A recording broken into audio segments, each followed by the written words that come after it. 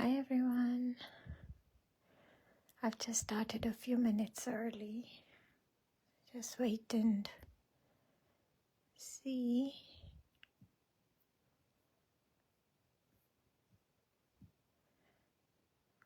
Hopefully everything is okay. Let's put that on mute.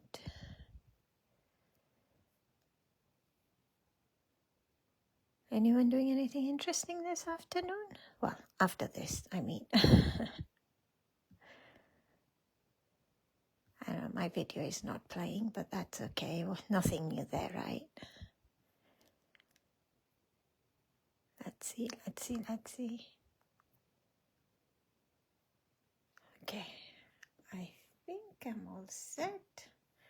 And we are ready to, well, we're not ready to go, to be honest. I can't see. I can see the comments. Thank you. Hi, Sue. Hi, Bernie. Hi, Sue. Hi, Celia. Okay, all set. I think. Do you know what I've noticed? It's really weird, but there you go. The thing has fallen off. I don't know if you can see that. Don't ask me how. I have no idea how it's fallen off, but it has.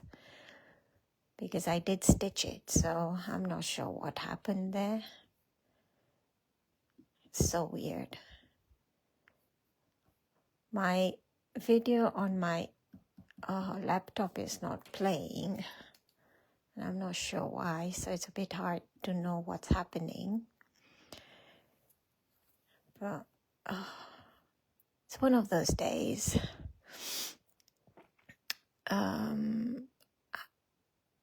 Hi Sue, hi Catherine, hi Sheila, hi Lisa, hi Wilma.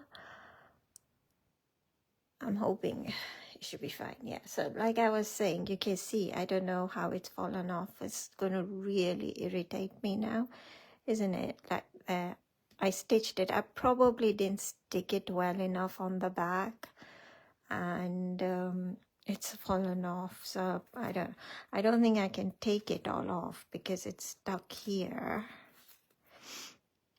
I may need to just do a stitch and put another layer on the back again to make it a thicker tag. I don't know how it's fallen off. I did, surprisingly enough, I did see, the thread's broken. The thread's broken. I'll be surprised if things start falling off. Yeah, that's loose. Sorry, I'm fiddling now, aren't I? Hi, Tina. Hi, Deborah. It's so weird saying hi, Tina, isn't it? Well, I don't know if you've tried it, but that's weird when you say hi to someone with the same name as you. That's just really weird. It's very cold in Nottingham. It's freezing here too. Hi, Catherine. Yeah, it's just the weather's turned, hasn't it? It's just like ridiculously cold.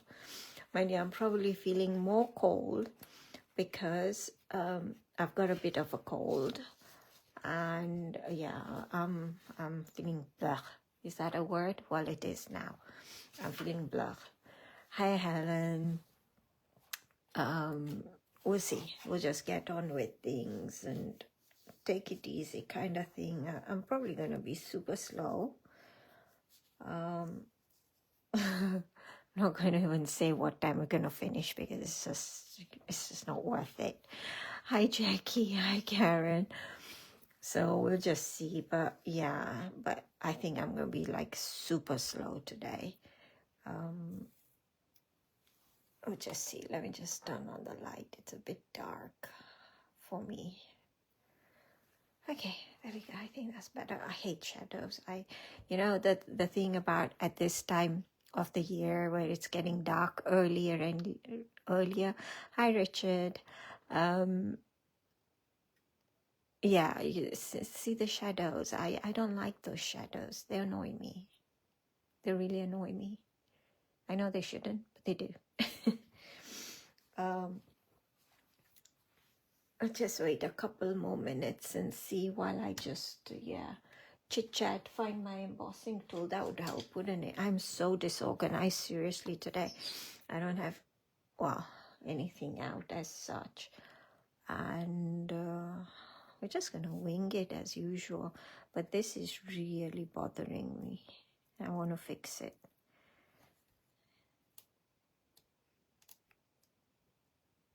I think it's along here. It's one of the beads that's going to start working itself loose at some point.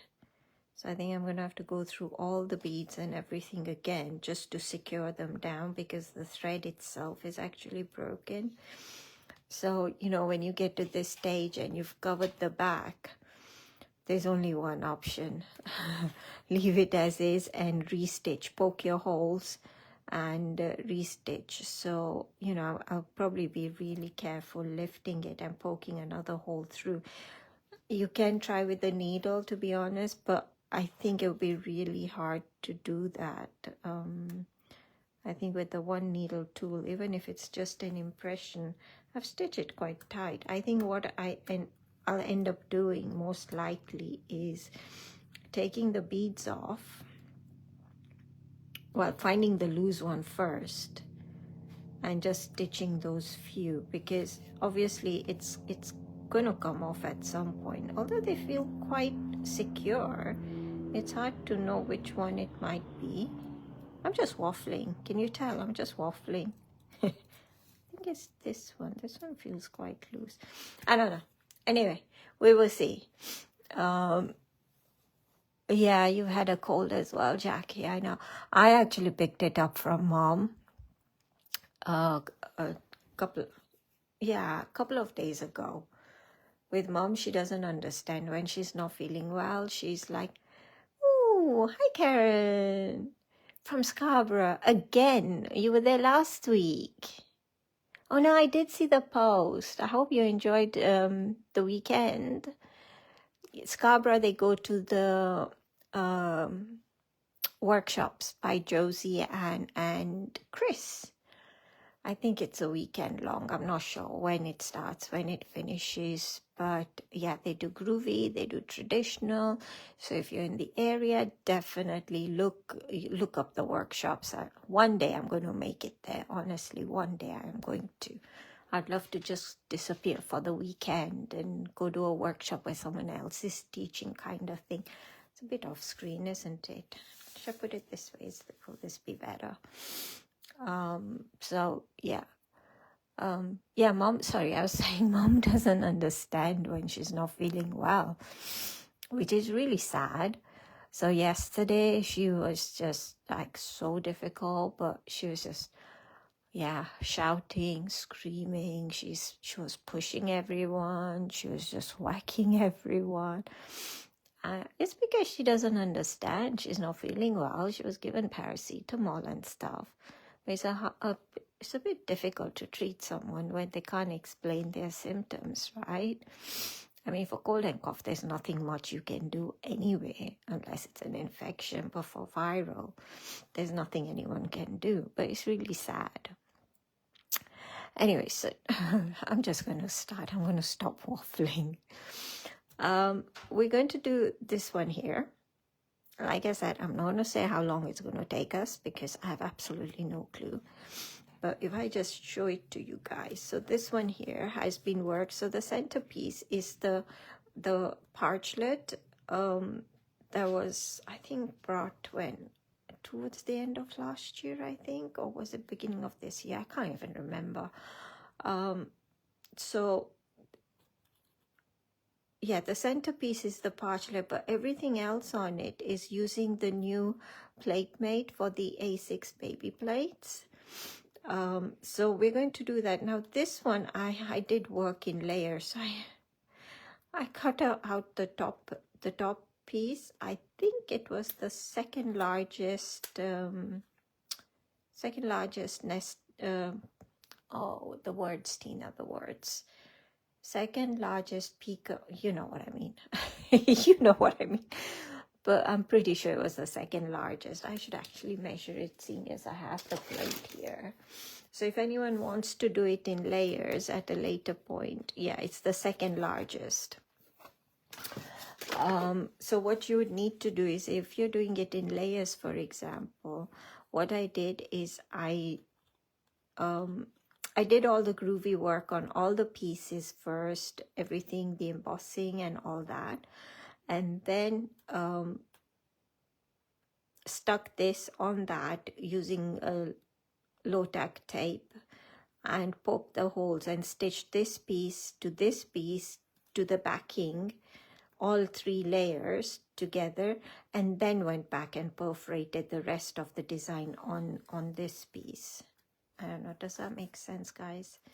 Yeah, so 3 layers, but I stuck this piece, it's not stuck, I stitched this piece to the orange parchment to the backing card first, and then did the rest. So if anyone's interested, today I'm working in just 1 layer, and I'm going to show you how you can make it look like it's in layers basically, but it's not going to be, it's just going to be the 1 layer, because to do that, what I'm going to do is, although for this one I've used orange backing paper, I'm going to use clear parchment, and in the previous tags we've always colored, you know, the main section with our pergoliners. But what we'll do is we'll color the background in what's it called? The background in, I don't know what happened to the light. It suddenly became done. It sort of just flashed in front of me. What was I saying? Stay hydrated. Yeah, thank you. Hi, Elizabeth. We're going to color the backing paper, basically the backing rather than the main element. So the main bit then will stay clear. I know, I'm not making sense. Will stay clear, and the rest will be orange. But what I'll do is I'll leave this sections clear as well. I'm using regular parchment this time. I'll leave these sections and just color the flowers. I think it's this one that's loose. I probably went from there. I wouldn't have gone from there to there though. Give it up, Tina. Let it go, let it go, let it go. Okay, so that's the tag we're going to do. Now this one, working along on the same sort of theme, so you can see this one, the centerpiece is the same as this centerpiece, but when you look at the two of them, just how they've been worked differently makes it look like a different image. So in this one I did white work for the flower petals, whereas on this one it's just colored basically, just to make it quicker. So this one is colored, but every time you do different techniques, the whole design, you might use the same design, but it will look different, which is really nice. I think that's what you know, keeps me going, is how many different ways can I make anything work. So it's the same. The other thing on this one I did is, yes, the border is different, and if I show you on the thing itself, so on the thing itself here, on this one it's this bit here, yeah, over there. So I want to show you how we're going to turn these into stitch holes. I mean, it's not that difficult. We're going to emboss them and we're going to perforate, to be honest. But you can see how you can use it instead of just embossing. If you really enjoy stitching, you can turn any of your plates into stitch patterns. So over here, and on this one, if any of you have done cross stitch, it really landed itself to the cross stitch sort of look. And I've used variegated thread on this one. Yeah, so that's variegated thread. And what I also did is on the dangly bit here, it's this bit here, so it's the snowflake in here, and then the flowers is this flower. This flower is on the parchlet itself, the embroidery parchlet, and then these little stars are basically the star, this star here, any star, to be honest, that star there, it really doesn't matter what star. So oopsie daisy, I swallowed my words. So you can see how we've used this new plate mate to create that. Now on this tag here, I love variegated thread. I absolutely love this variegated thread. It's like when you're stitching with it, it feels really silky and it's really nice to work with. So on this one here, so our main element is from the embroidery parchment itself.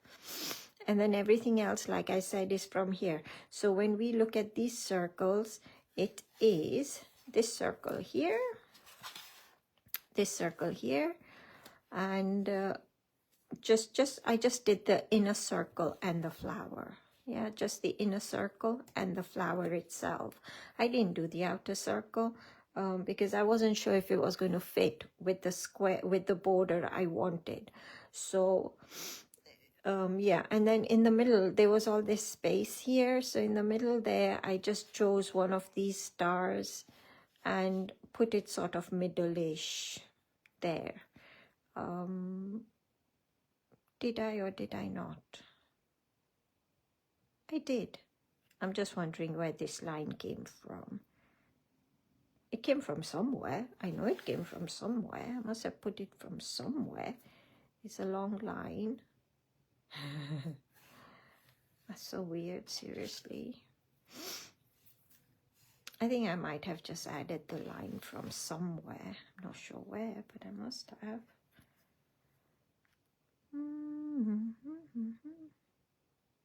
I don't know. We'll just see. We'll just add the line at some point from somewhere. I'm so confused. Anyway, we'll wing it. How about that? We'll wing it. And then this border here is this one here, this long thing. So I'll show you how we can customize it to fit on any, like this is a small square, right? And this one as well. We need to customize it. Well, we need to organize it so it fits nicely all the way around. So I'll show you how to do that. And you know, once you know that, you can use any of your plates to create your own borders and things. So we'll do that. Let's get started. So what I have got is, to start off with, I have got my clear parchment. I'm going to emboss. So it's the second largest tag I'm doing, second largest tag. I'm going to emboss out the double outline from the corresponding tag plate. Look, I remembered to rub it with the tumble dryer sheet for the first time ever. Well, no, okay, I won't say first time ever, but that's a bit extreme, isn't it? That's not quite true. But so I'm just going to emboss that with the number 1 tool. Both double outlines. I'm just going to line it up and yeah, line it up and do something with it. There we go. And let's emboss the double outline. So number 1 tool, as close to the edge, keep your groovy guard as close to the edge of the parchment paper and emboss. I like to turn my work as I do this. Oopsie daisy. If you're not holding the groovy guard close, the parchment does move. So it's worth, you know, really securing it down with the guard. You know, in the winter month, my fingers, well, the skin goes really rough. I don't know if for any of you it does. No matter how much lotion I'm putting, it's just not like, it's not helping. It's still like sandpaper, my skin, which is really frustrating when you're trying to stitch and the oopsie daisy, and the thread gets caught in on the sandpaper, no, on the on my fingers, because they're just so rough. And you know, one of the other things which is really bad, not recommended, is then I start pulling the skin. I know, sounds a bit gross, right? But I do, especially when I'm anxious, stressed. Then I just start pulling the skin, and you know, in the back of my head, I'm telling myself, "Stop it! It's hurting. Stop it!" Do I stop? No, because the more you pull, the rougher it gets. So then, the more smooth I want to get it. It's silly. I know, it's silly, very silly. So yeah, it just feels really horrible. My fingers. Like I said, I've tried so many different types of lotions and nothing is getting it nice and smooth, and it's just in winter month, I guess, because the heating is on and the air is drier, plus washing up doesn't help, does it? Washing up definitely doesn't help. I think it should be banned. Any housework, every bit of housework should be banned. If only, right, guys? If only. Okay. Almost there. Like I said, sorry, I'm really quite slow today. We'll get there when we get there. Okay, there we go. We've got the tag. Hi, Danielle. Hi, Nahid. Oh no, your back's gone. I hope it gets better soon. That doesn't sound nice. That sounds very ouchy, actually. I hope you're resting. Okay, so this is the plate I'm using. This is it's the embroidery parchment. I mean, we're not going to do that as yet. First, we're going to put the top and bottom layer, so we've got a nice space in the middle to judge where the middle will be. Otherwise, it's really difficult to judge. I mean, I could say that's roughly in the middle, but I'm not sure until I use a ruler, measure it out and all that. And you know, recently I'm just so not into measuring the whole thing. So whenever you're doing designs at home, for example, do the top, do the bottom, then do the middle. If you're doing borders, for example, you know, work inward. So from one end, work in, the other end, work in. So for example, if I was just using this on here, you know, you're not going to know whether, you know, it's going to fit all the way around. So it's best to work, you know, maybe 5 peaks, then do a couple more, one more, until you get to a space, and then you wing the space. You make it up with either the same design or put something else. But at least then you know how many, for example, this one, how many peaks you're going to do this side, so they're even. So you've got the space in the middle, and then you'll repeat that on the other 3 sides. So for that reason, we're going to do the top and the bottom to put this circle in. So it's this circle we're going to do. So what I'm going to do is I'm just going to turn that round. So I want my pointy bit at the top. So now once again, if I put it there, I don't know where my center is. It's roughly there, to be honest. But like I said, I'm going to use my Groovi guard to just give me markers. So I'm just going to stick it there, and I'm going to stick another one along the line, straight line here. Oopsie daisy. Straight, there we go.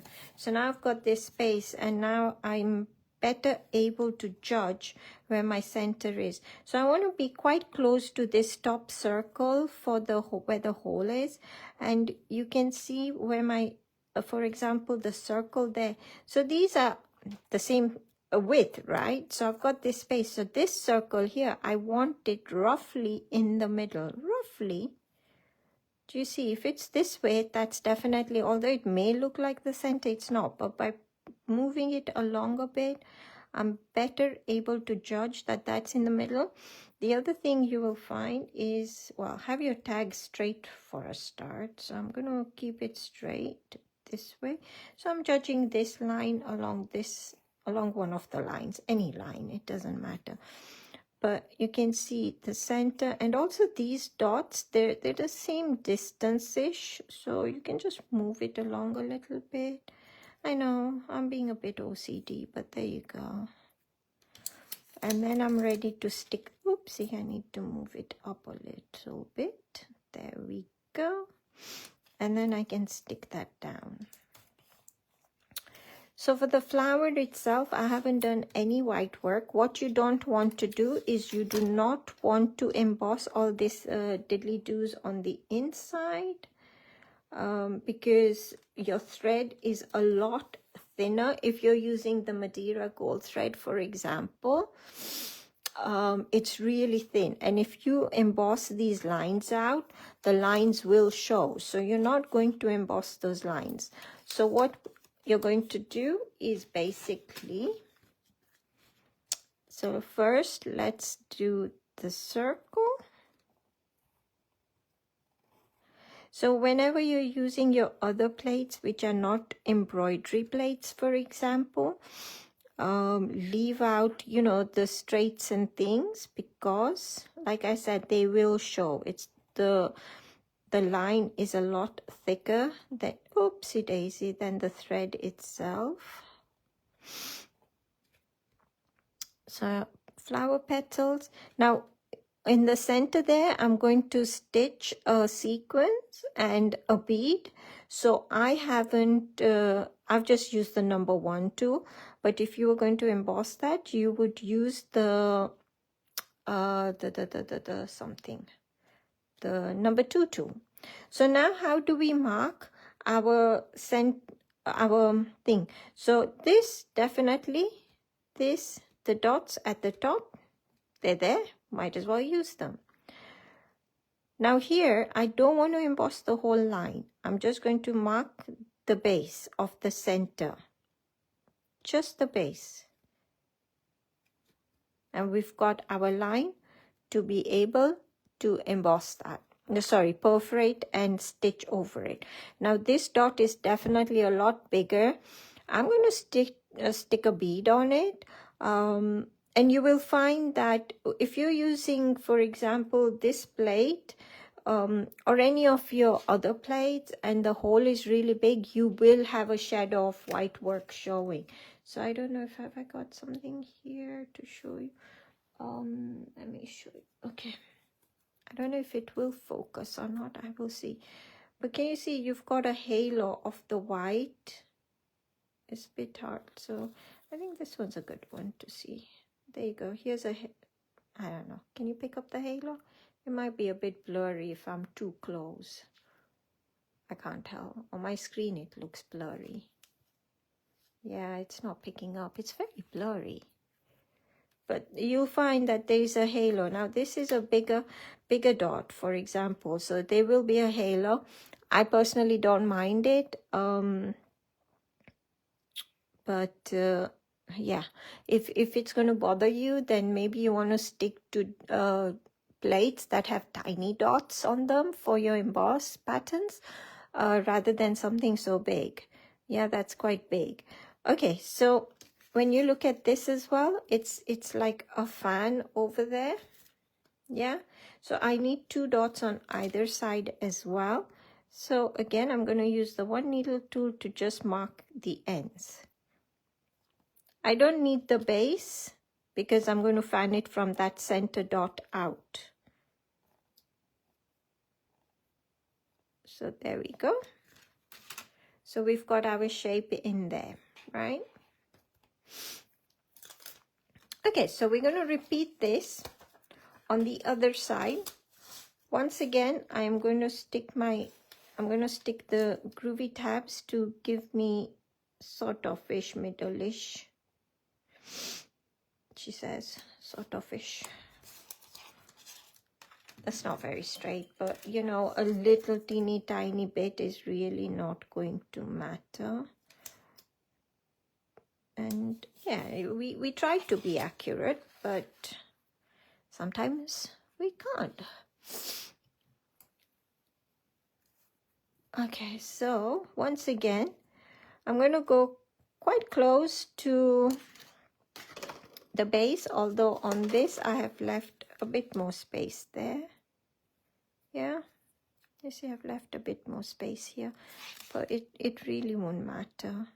And once again, I'm going to position, so this circle here is in the middle of these two tabs, and I'm also looking at these two dots to see if they're centerish. Make sure your tag is straight and stick it down. Move the sleeve out of the way. Okay, and I'm going to take this off and stick that there. And that should hold it. And once again, we repeat what we did. So just the inner circle.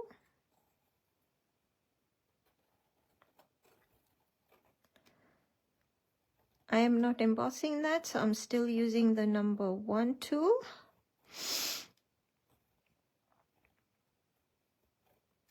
And almost there. There we go. So once again, these dots, yes, the base of the center diddly-do, and then the tops on either side of the diddly-doos.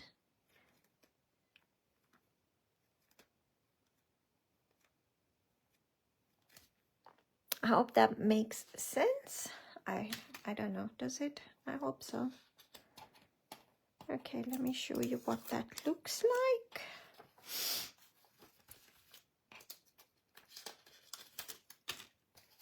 And that's what we have got. So you can now see, can you see how these dots are bigger? And you will find that, you know, you will get a halo when we perforate with the fine 1 needle tool. For me, it doesn't bother me. And to be honest, I did stitch beads on them, on the ends. You see, I've stitched beads on them, so it didn't bother me. But it's up to you. You can leave them. Or the other thing you can do is leave them like this and then put a teeny tiny dot, and that way you don't need to stitch beads. By that, what I mean is, actually that didn't come out too well in explanation. So if you didn't want to stitch beads, so say we have this petal here, we've done this, we've done this, we've done this, we've done this. So if you don't want to do a bead, for example, here, you can use the top of this center to make another hole. Sorry, another embossed dot. So that way you'll be stitching from here to there, from there to there, there to there, and this will be an embossed dot. To get a nicer dot, use your number 2 tool just to round it off. And what you'll get is this. So if, for example, if I show you fake stitching, let me grab a mat. Where's my embossing mat? I mean my pink embossing mat. It's somewhere. Never mind. Let me turn all this over. So pretending we had, well, I was stitching, but you can do fake embossing as well. So for example, using the number 1 tool, very fine, and do this on your pink mat. But if you're using your black mat, for example, please be very careful not to go through. And if I turn that round, we have got faux stitching. Yeah? Does that make sense? So there we go. Yeah, and you'll have this embossed dot at the top. So this is if you're not doing beading, if you're not putting beads on the ends, you can do it this way and leave that as a decoration. I think that would look really pretty. Okay, so let's go back to this one. So now I want to centralize this one here, and for that one I am going to use the inner square and the outer square. I'm not gonna do the middle square. I mean, you can if you want. It really doesn't matter. You can color them different colors if you wish, but I'm just gonna stick to the two of them. Do I want to do? I mean, on the original tag, it's definitely this one and this one, but you can't see the underneath one because the layer covers it. So it's definitely those two. Yeah. So it's up to you.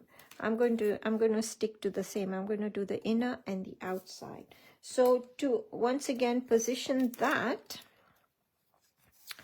I am going to, how did I do it? I cannot remember how I did it, to be honest. I might have just winged it, to be honest. As long as I'm straight, because there isn't that much distance to judge this time, because if I just show you, there's only this much space, so I think I just eyeballed it a little bit, and then this distance here and the distance there approximately once again about the same. There wasn't that much space I needed to worry to see if it's central. Oh, let's have it on the back. Don't forget, if you've taken your, well, everyone would have taken theirs off, right? Just make sure that you're on the back. So there we go. And you need to make sure that the frame is parallel to these, because now we're doing a square. We don't want to be at a, well, we can be at an angle. That would look very nice too.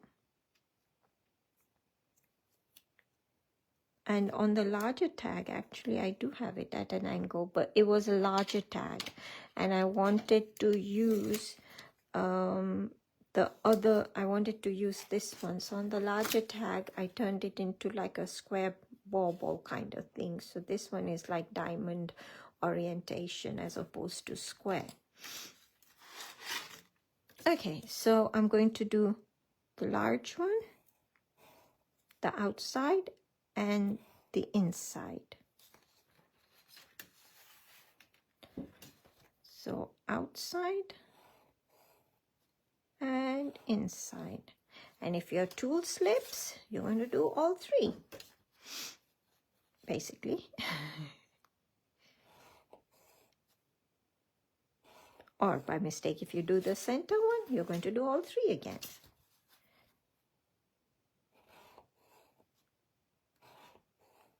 There we go. So I've got that. Now on the original card, you can see I've got white work. So once again, you're going to decide, are you doing white work? Are you doing coloring?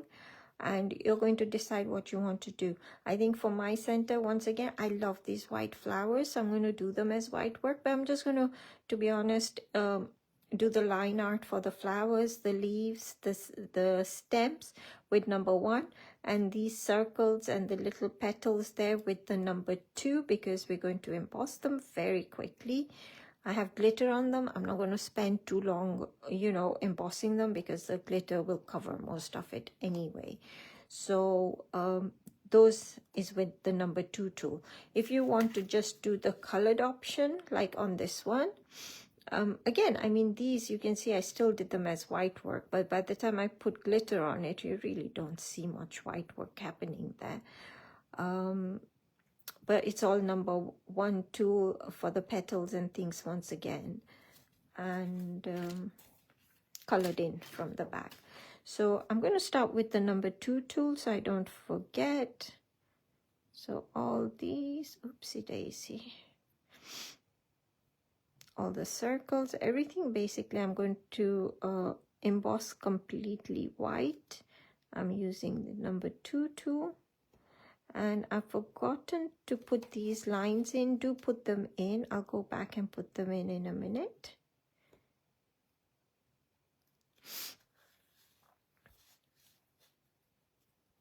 And and something. I was going to say something. I can't remember what I was going to say, but I was going to say something.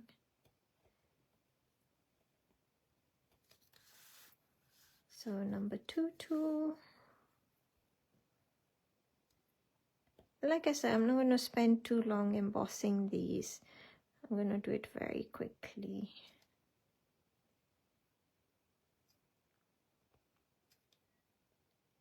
It's slipping.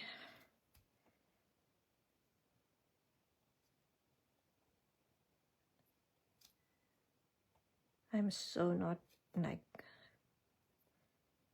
concentrating. I mean, I'm not usually as well, so there's nothing new there.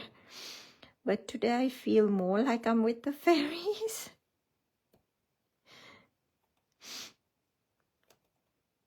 There we go. And then the rest with the number 1 tool. So like I said, I forgot to put these lines in, so I'm going to go ahead and put those in while I'm at it.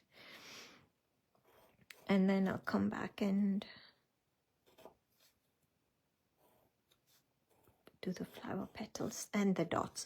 So the dots as well, you're going to do with your number 1 tool. By that I mean all these dots. So if you're joining me, I don't know, I'm assuming most of you have done the joined me, well, for the previous ones, or you've seen the embroidery shows or something, and we just do the dots with the number 1 tool. I think today I forgot to explain, you know, from the beginning, in case anyone new is joining. I'm assuming not, but if it is someone new joining, then, you know, if things are not making sense, please just ask. Oh, my stomach. Did anyone hear my stomach? I don't know why. It's not like I haven't eaten. It's having a field day.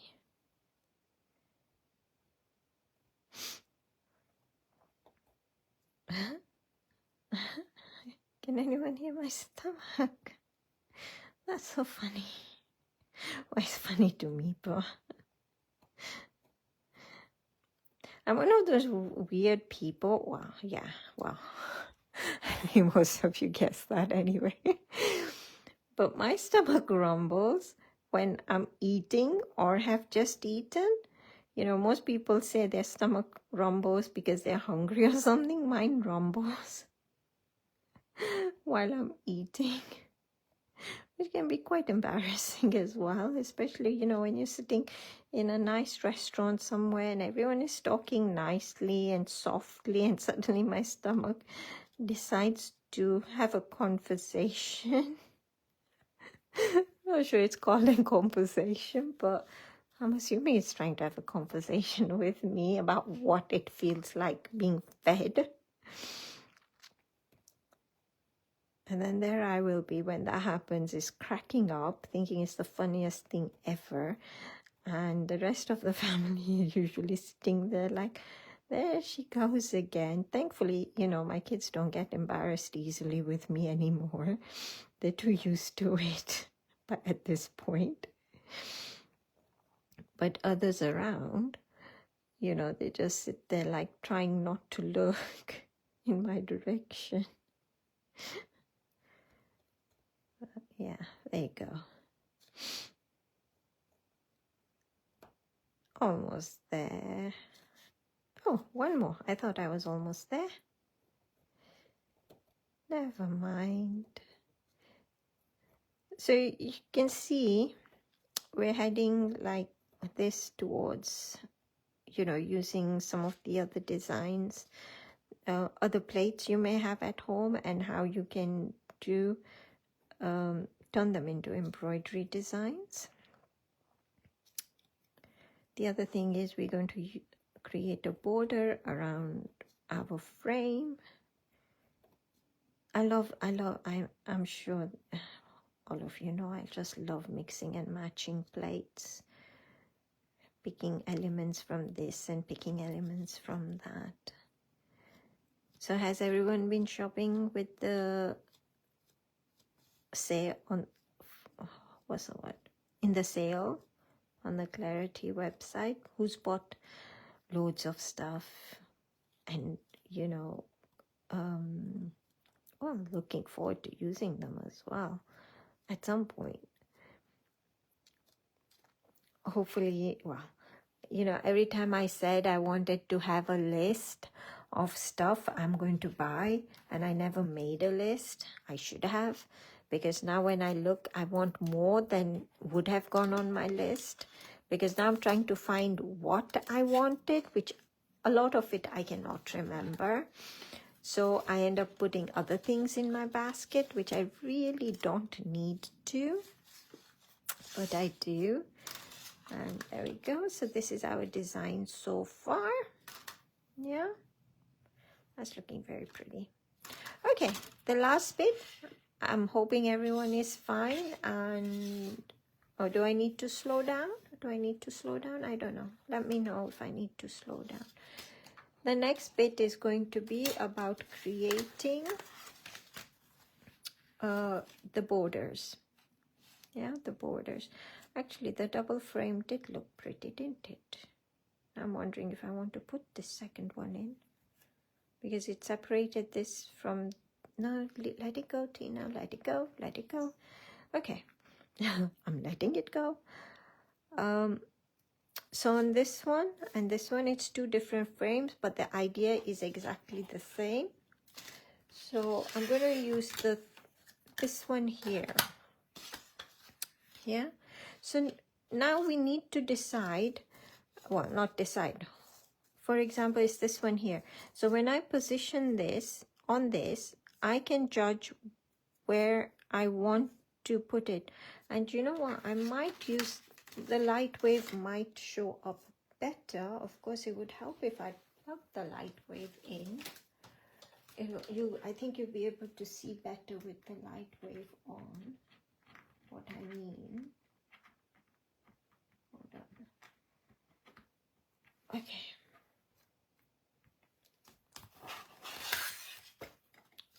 Is it too bright? If it's too bright, I will turn off one of the lights.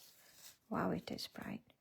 I don't know. Let it show up on my laptop, and then I can see. I can't tell at the moment if that's too bright. Is that too bright? Should I turn this? Is that better? Okay.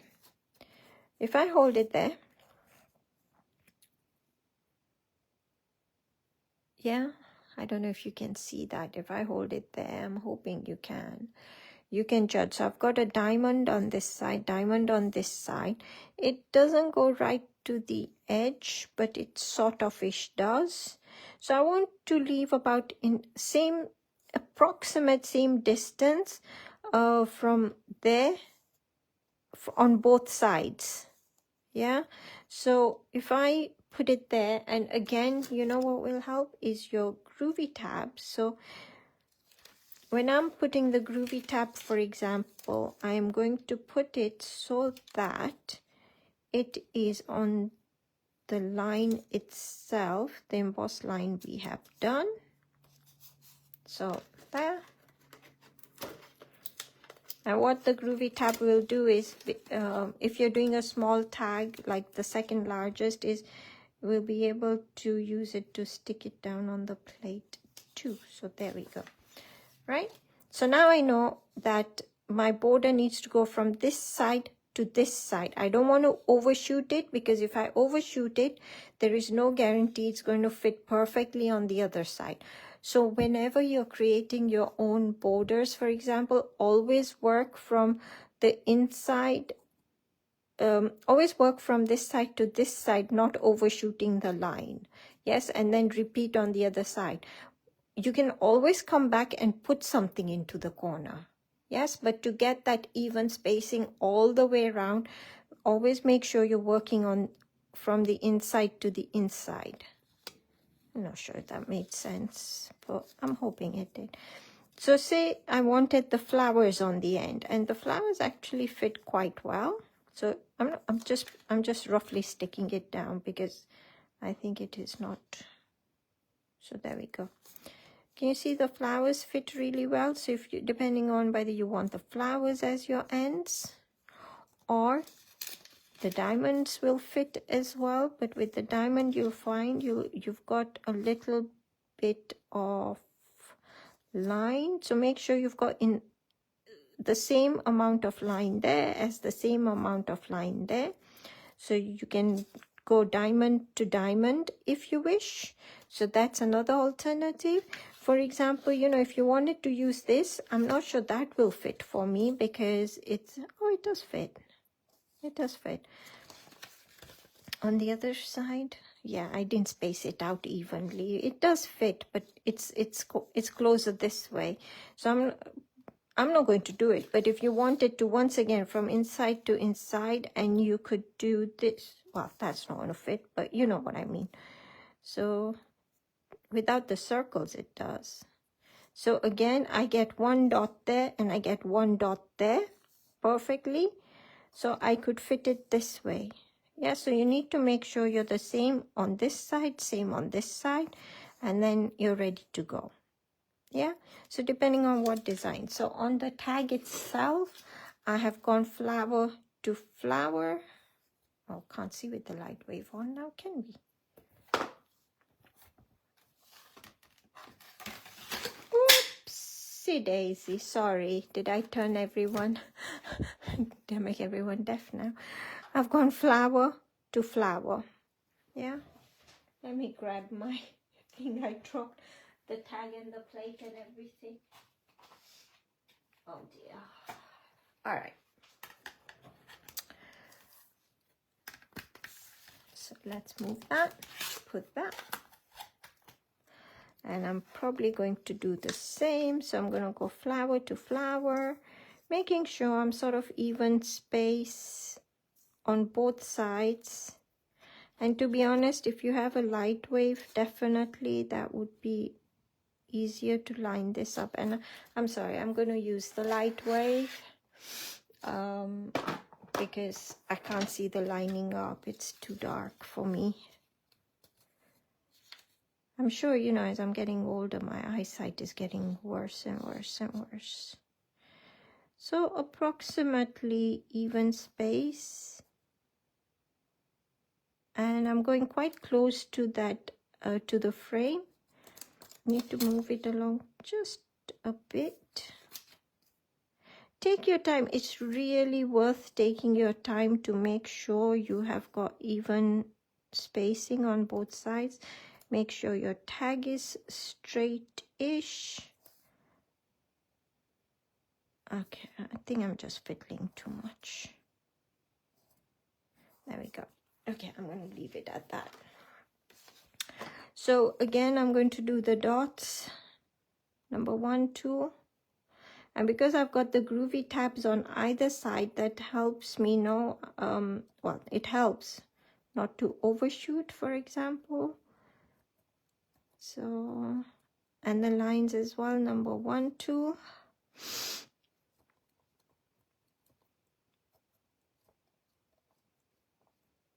There we go. It's very quick to do. Once you have it in all positioned and everything, it's very quick to do. Turn it round. Again, if you want to use your groovy tabs, it's the inside line that you're going to mask. And they will help you to stick it down as well. There we go. And then again, you're going to use the same part of the border, taking your time to line it up. I probably sound awful sniffling on here, don't I? Sorry. There we go. I think that should do it. I'm quite close to the phone speaker as well, so I probably sound pretty disgusting.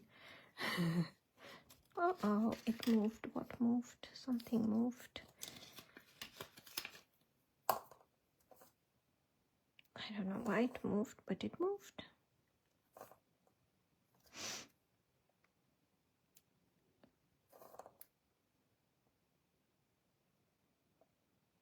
Everyone's probably done and I'm still fiddling. Okay, don't touch it, don't touch it, Tina, don't touch it. There you go. And ready to go.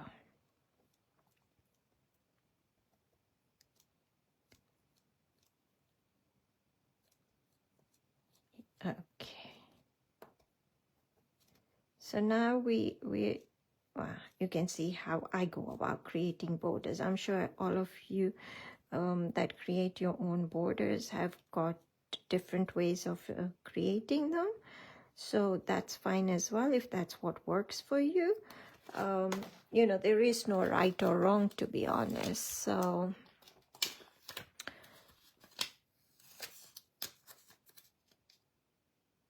as long as it works for you and you like the results you get, that is all that matters.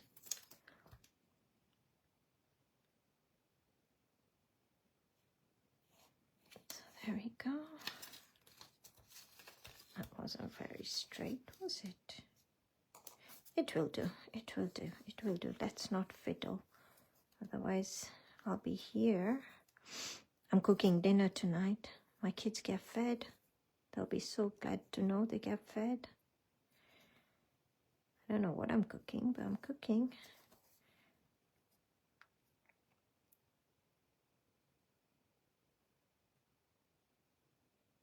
There we go. Honestly, when I'm doing this in my own time, for example, I do take a lot longer than that to line things up. I'm really OCD about getting things straight and perfect on all the sides.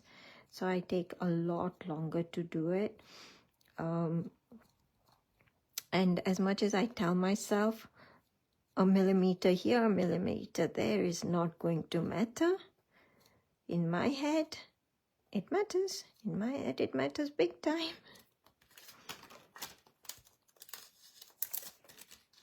And the final side.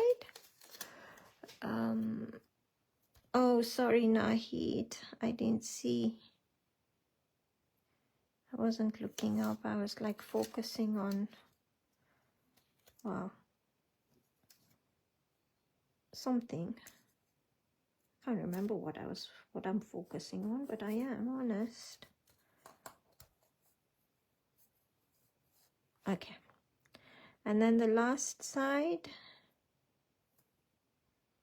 Again, there we go. Take your time, line it up. That should do it.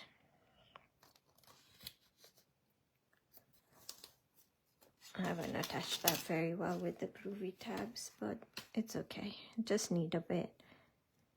And the last side. Now you can see there's like in the corners there is space. What I did forget to say is, silly girl, this center one, you don't need to do. I know, a bit late. Oh, sorry. I found that when I was stitching this, I was going to put a bead into those. And what happened is, I mean, even the tiny bead was quite big for the space of stitching that there actually is in that the stitching was getting covered. So originally I had put the dots in, the center dots in these flowers because I wanted to stitch a bead. But it didn't work, you know. I mean, by the time you stitch in there, you're not going to see that dot. But just for the future, which I forgot to say, you know, if you're going to do the star, like, let me put my sleeve over. Can you see? No, probably not. I'll show you in a minute. I'll show you in a minute. But let's get the corners done first, and then I'll show you what I mean. So what we have is, if I bring this here, there we go. Can you see we've got this space in the corners here? Yeah, so on the tag itself, and at this point, you know what, I am going to turn off the light wave just for a minute because it'll be easier to see the two things. There we go.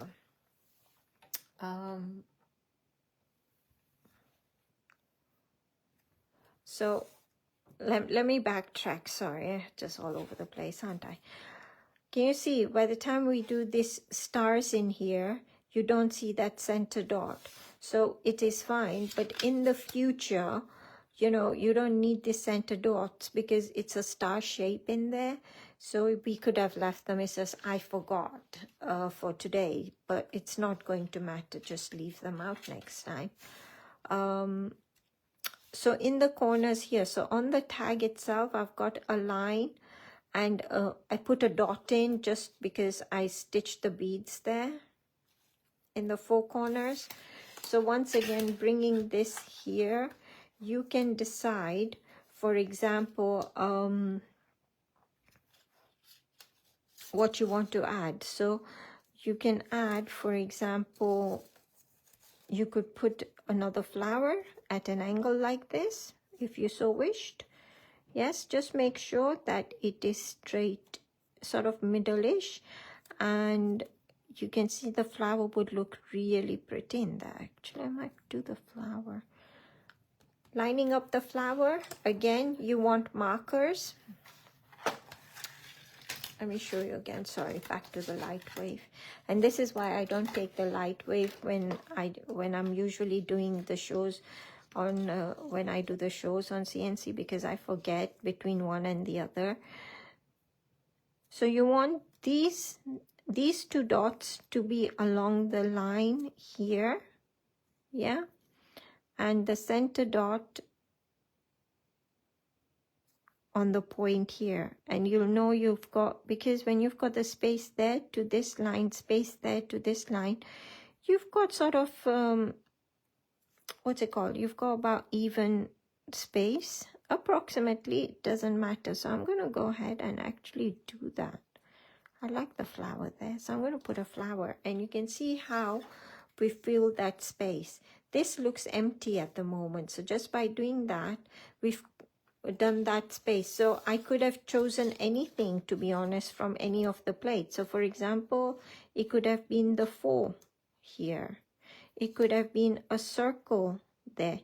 So you're customizing your frame at this point. You can put anything, honestly, it really does not matter. But yeah, it's worth putting something in rather than leaving it blank. It's very quick to do. So it's, you know, might as well do it since it's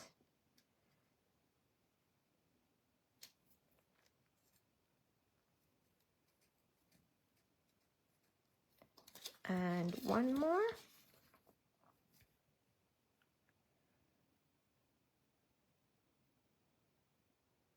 So I'm not sure if everyone has this plate made, but you know, if you're using other plates, the idea is generally the same, where you're using any of your other plates, frames, grid work plates, to create a border around that. So one of the other things, sorry, I know I've forgotten, is these in here. And like I said, I could not remember what I had used. For the life of me, I cannot remember what I used. So I am going to pretty much wing it.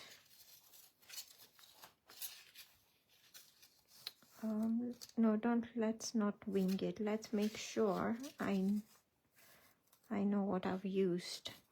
So it's in here, and I know I've gone from the center. Oh, this one will be better. It's a good thing the sequence fell off. So it's from the center out to wherever the flower, the star is. Yeah. So it's from the center out and a star. And I'm wondering if I put the star in first, which is probably what I did. And then it's easier to use any of the lines to go for go to the center. So depending on which star you want, you've got a few options. This is a slightly larger one than this one, for example. I think, you know, I may have stuck to the same one, but if you wanted a teeny tiny one, you could use this one. Personal preference. You could use this massive one, for example, which is quite nice too. So if you wanted a larger square, then this is a bigger square. So again, it really doesn't matter which one you use. And I am going sort of ish. So once again, you don't need this center one, because we're going to crisscross that. And as long as that is about centerish, my markers for this one to keep me even all the way around is, if you look at this petal is sitting on the inner circle, the petal here is sitting on the inner circle. So as long as I remember that on all the sides, it will all balance out. Yeah. So I'm not doing the center one because I don't need it. So as long as, so petal on the inner circle, petal on the inner circle, and the 5. Approximate once again. A teeny tiny amount here or there is really not going to matter. So please, you know, don't get, I know, I get worked up, but it's easy for me to say don't get worked up when I do get worked up. But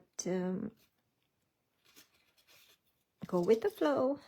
Go with the flow. And don't forget, you know, if for some of you this may be the first time you're trying this, and it is quite a lot to take on. And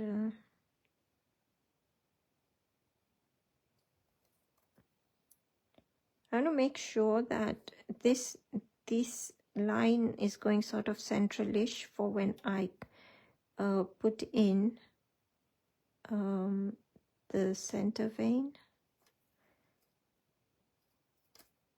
It keeps moving. Okay, go with it. Just go with it. Just go with it. I'm taking too long doing it. And this is why we are here for hours.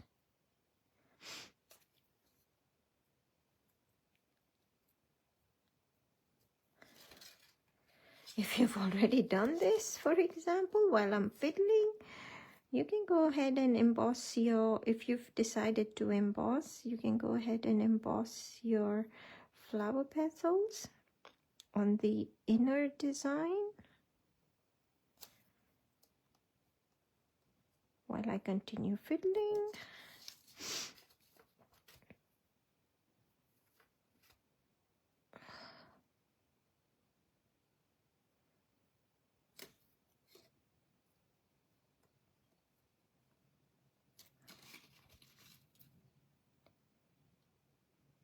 I really don't like it getting dark so early. It annoys me. Just saying. It just feels like your day is over. Like, you know, by 4:30, I'm usually like thinking, okay, time for bed. Except when I look up, it's just about 4:30. Although recently, it's, you know, I've been up a bit, well, I've been staying down a bit longer than I normally do because I'm doing the beading. And I'm absolutely loving the beading. Seriously, I'm just loving the beading so much. So, oh, hi, Linda. Okay, last thing to do is a line. So you can choose any line. And you're going to basically go from the center dot here to there, but leave a teeny tiny space. So I'm not going to go right on the dot. I'm going to leave just a minuscule space and go to the center. So once again, exactly the same, minuscule space and to the center.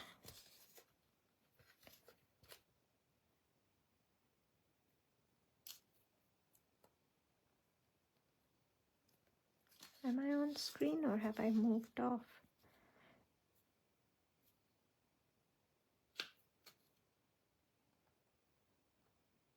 I'm saying minuscule space, and with each line I'm doing, Do you know I'm going closer and closer to the dot because I'm forgetting the minuscule space, which is silly.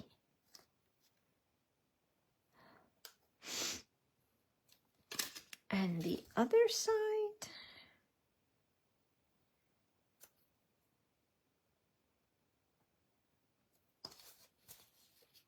And just a few more. I keep thinking, I keep saying, okay, last bit, and then I remember something else on the tag, and I'm like, oops, we forgot that. Oops, we forgot that.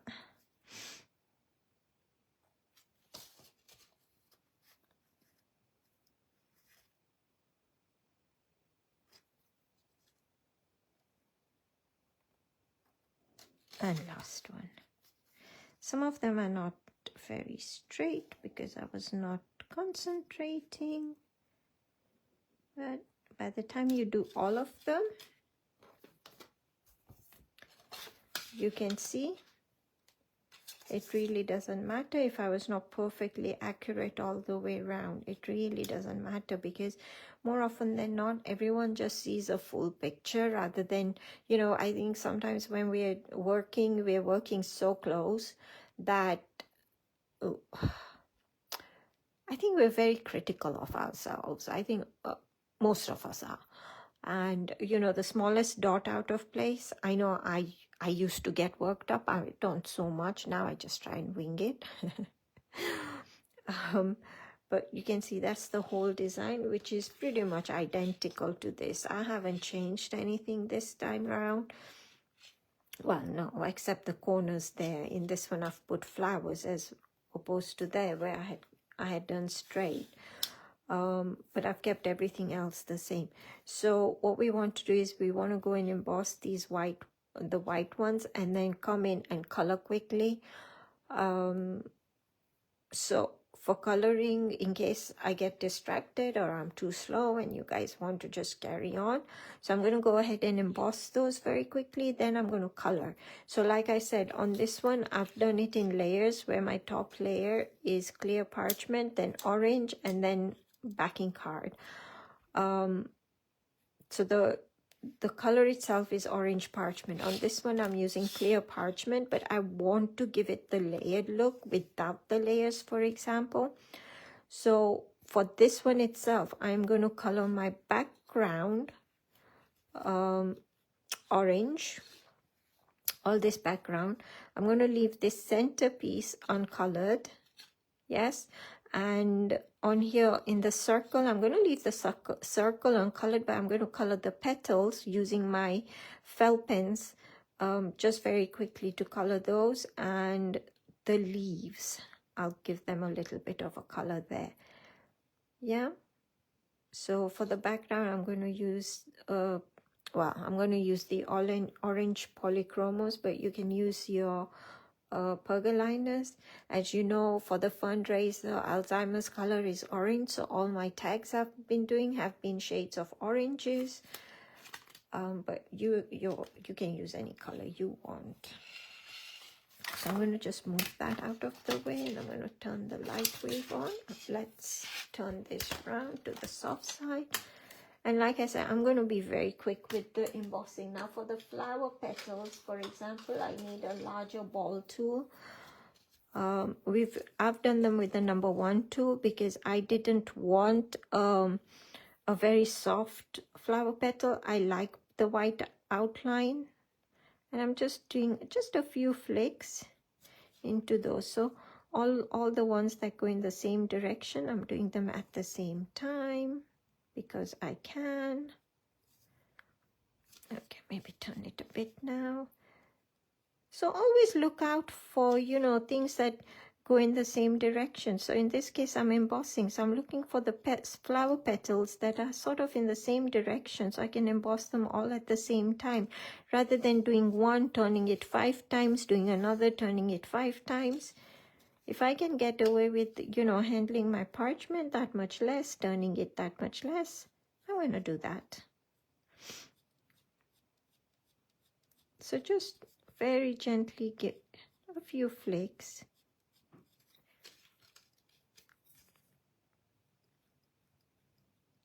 So I'm using the number 3 tool. If you're using the Pergamano tools, the 1.5 is a nice size for this.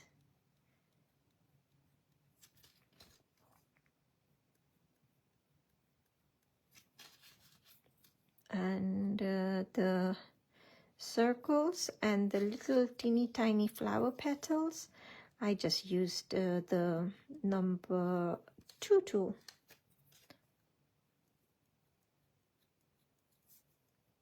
I'm going to put glitter on them, so I'm not too bothered as to getting them perfect and white and all that, because the glitter will cover a lot of it. But yes, definitely, you know, if you're when you're doing this in your own time, or if you're going to finish this sort of, you're not in a hurry and not in a rush to finish, take your time, you know, getting the white work a bit more accurate than what I am doing.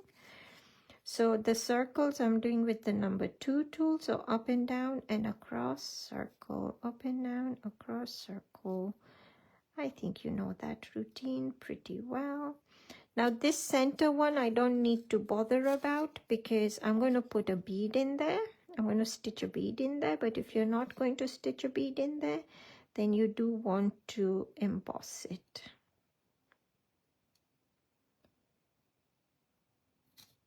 So all these little diddly doos in here.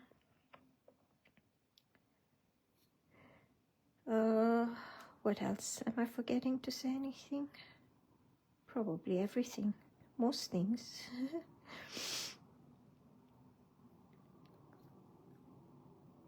So you can see I'm not turning my parchment constantly. I'm sort of working the areas I can while it's in one position. And then I can come back and turn it round and work the other position. It is, honestly, trust me, quicker as well when you're not turning it 10 billion times. I mean, it's only quicker by a few minutes. Well, maybe seconds. Minutes might be a bit too strong a word. But the main thing is you're not handling the parchment constantly. Okay, now I'm going to turn it and do these ones.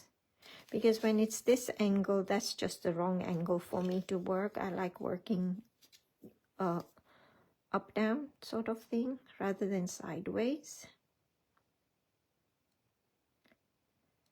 You can see I mean, normally I spend a lot longer embossing this.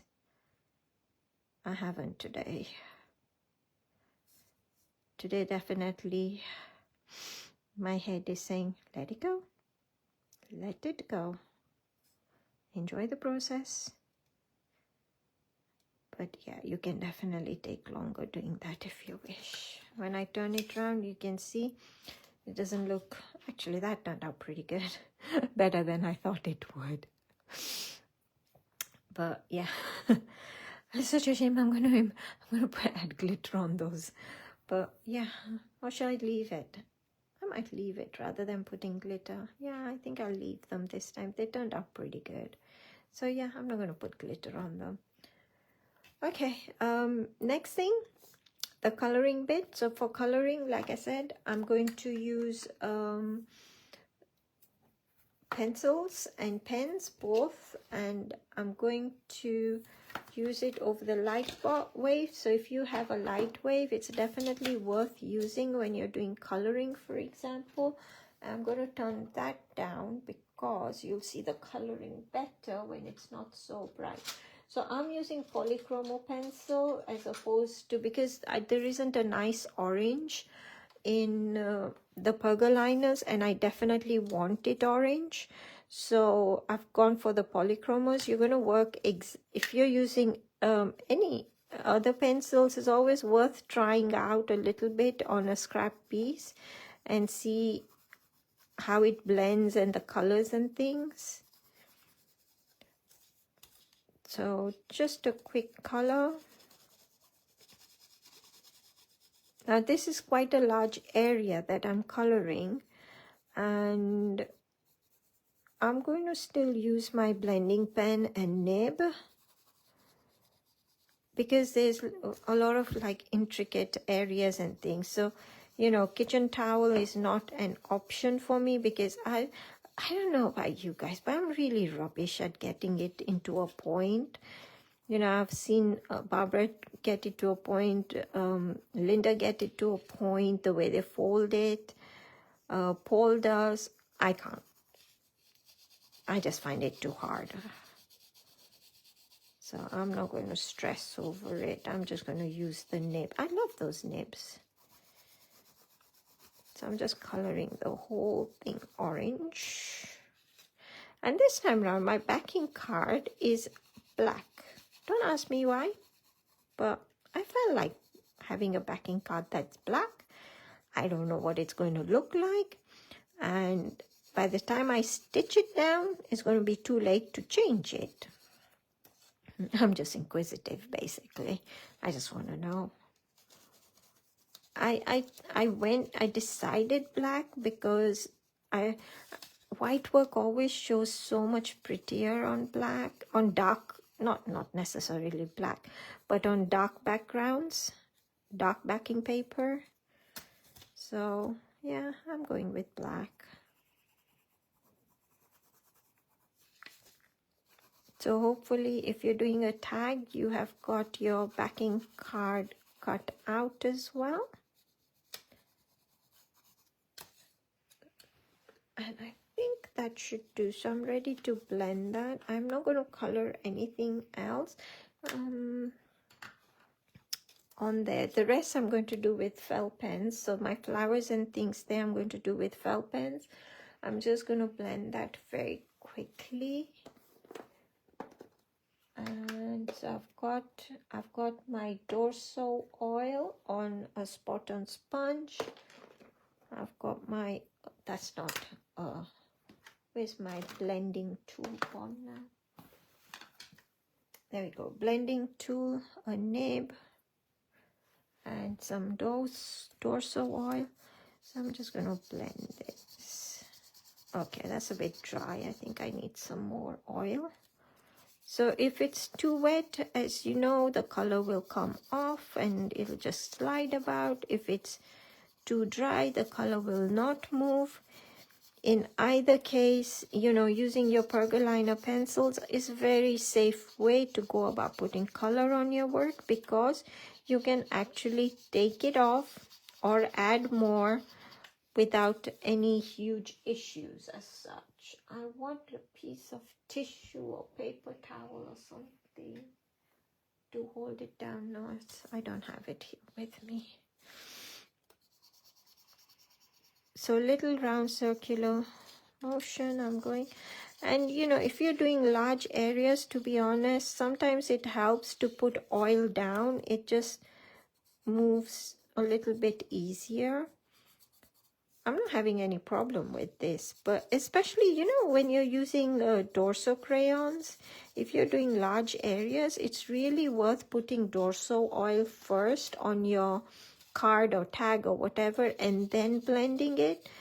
It sort of starts breaking down the wax and the oil as soon as you put the crayon on.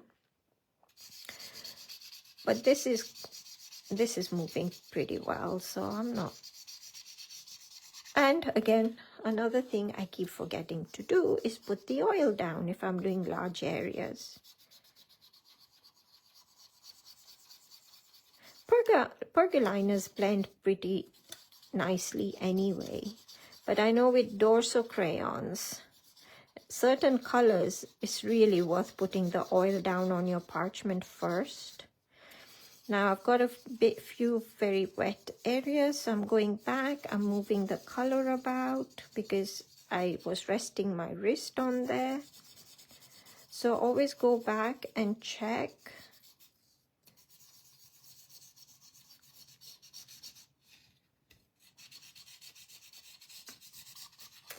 And you can see it. I really, okay, I think I'll use the guard actually to just hold it down.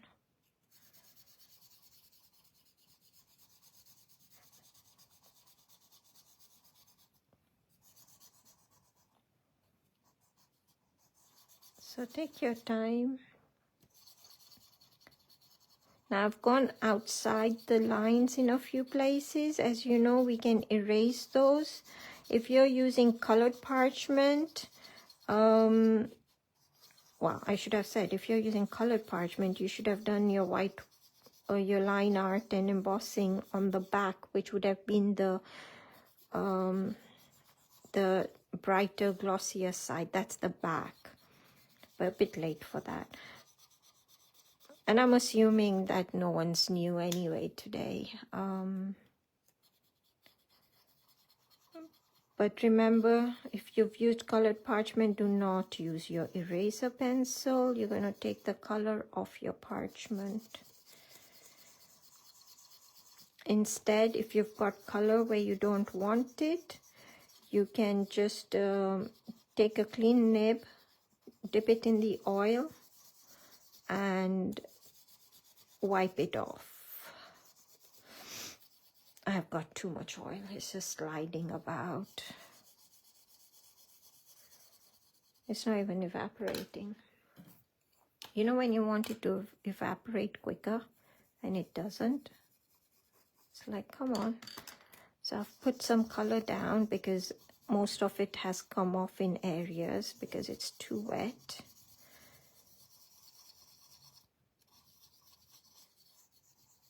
Oh, I could be here forever, couldn't I? Okay, do you know what? I am going to be here forever at this rate. I think I may need to get up to grab some kitchen towel to just soak up some of this oil because it's just sliding about. Too much oil, too much oil. It's really not worth getting. You know, sometimes I think, oh, you know, I'll just get a bit more and it'll be quicker, but it's not because it just moves about then.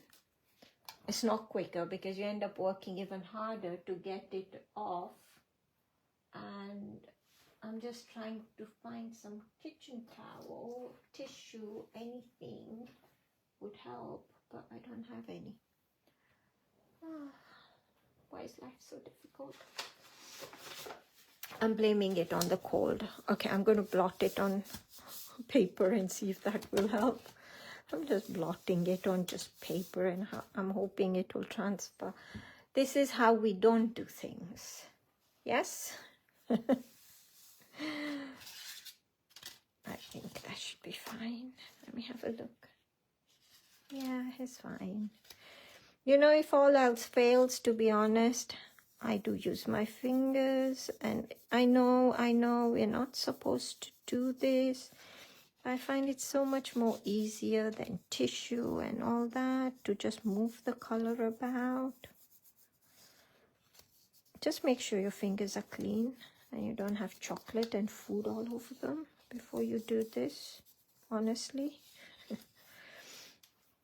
Okay, to get the color off where I don't want it, I'm going to use an eraser pencil. I'm not too worried about the double border here because I'm going to go and color that. But inside this circle that I want definitely clear, I'm just neatening it up a little bit in there.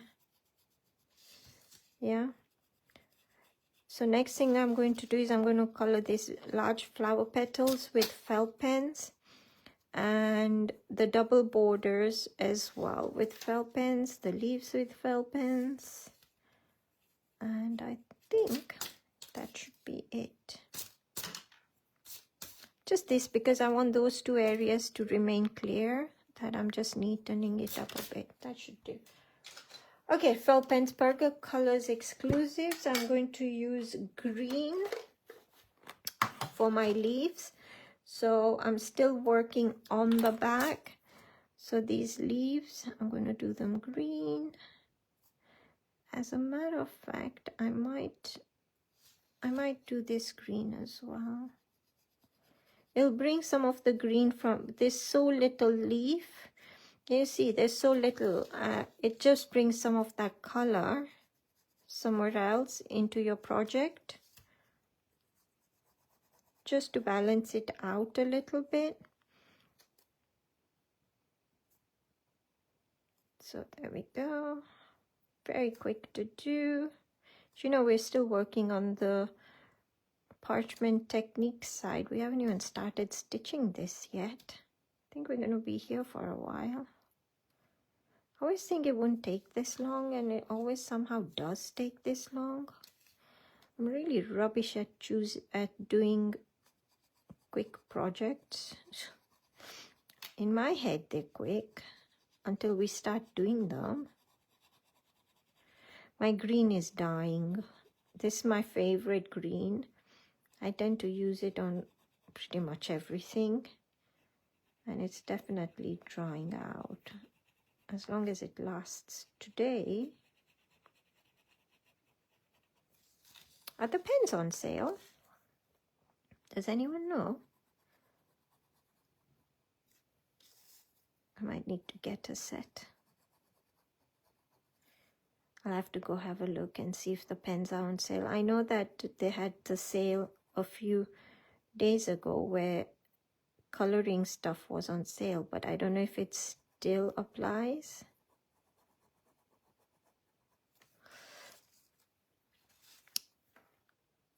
I definitely need. I've had my Pergocolor exclusive pens for forever, for years and years and years, and it's only now that I think I need to replace them. They seem to just last for so long. It's a bit scratchy because it's taking me longer because they're dry.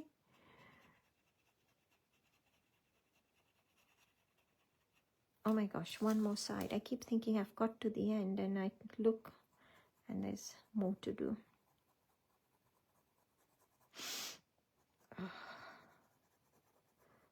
I think tonight definitely medicine and bed. The thing is that colds and coughs get a lot worse before they start getting better, isn't it?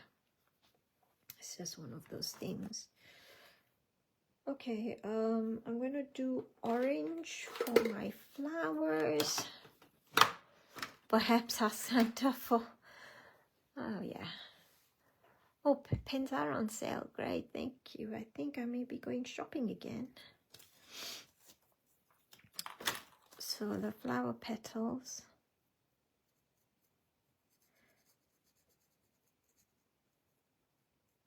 Oh, that's a bit scratchy. Don't do this with your fingers, but I don't have tissue and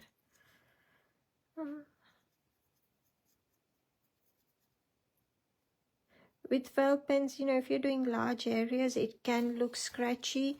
You can blot it very quickly with a piece of tissue before it dries to get the scratchiness off. And as you can see, I don't have tissue with me, so I'm using my fingers. Just as well, I haven't been munching on chocolate earlier. Otherwise, there would be nice shades of brown as well on this. But, you know, it's okay. It's okay. We're allowed to cheat occasionally. It's okay.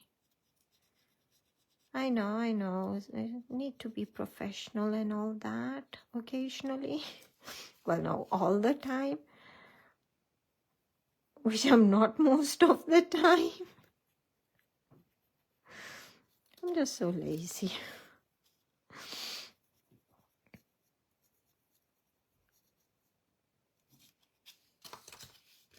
But you know what? The world is not going to stop just because I used my finger to blot the extra dot. The world is still going to continue.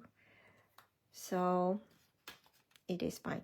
Now, because, let me show you in the dark.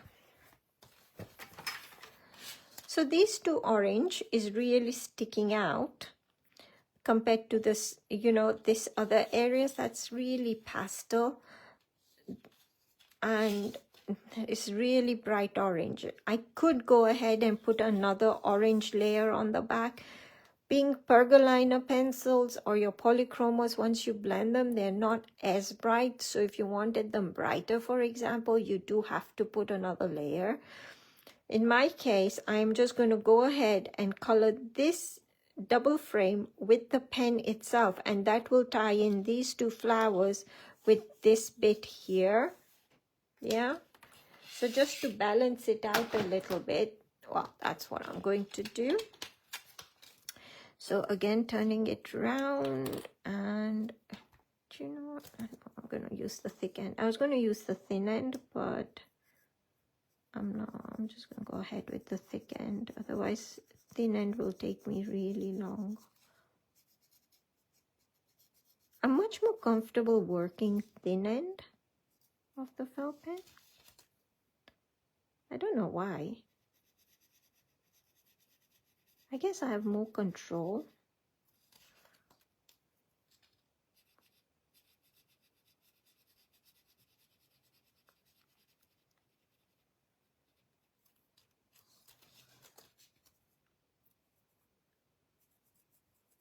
I really need to stop shopping. Seriously, I know I'm saying felt pens. I really have to stop. Has anyone got carried away with their shopping?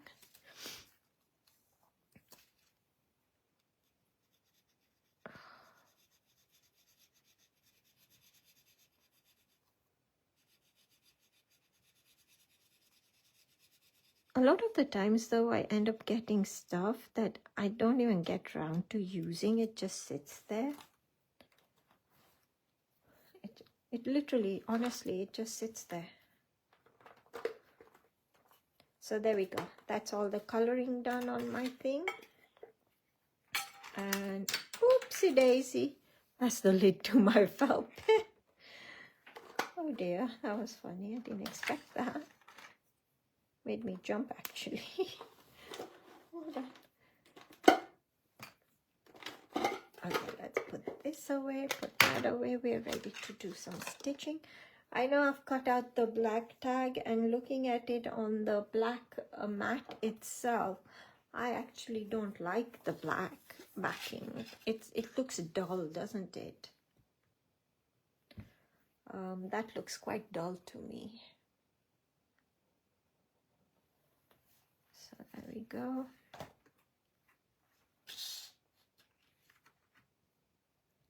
Yeah. But in my case, it is not an option because I don't have another tag cut out.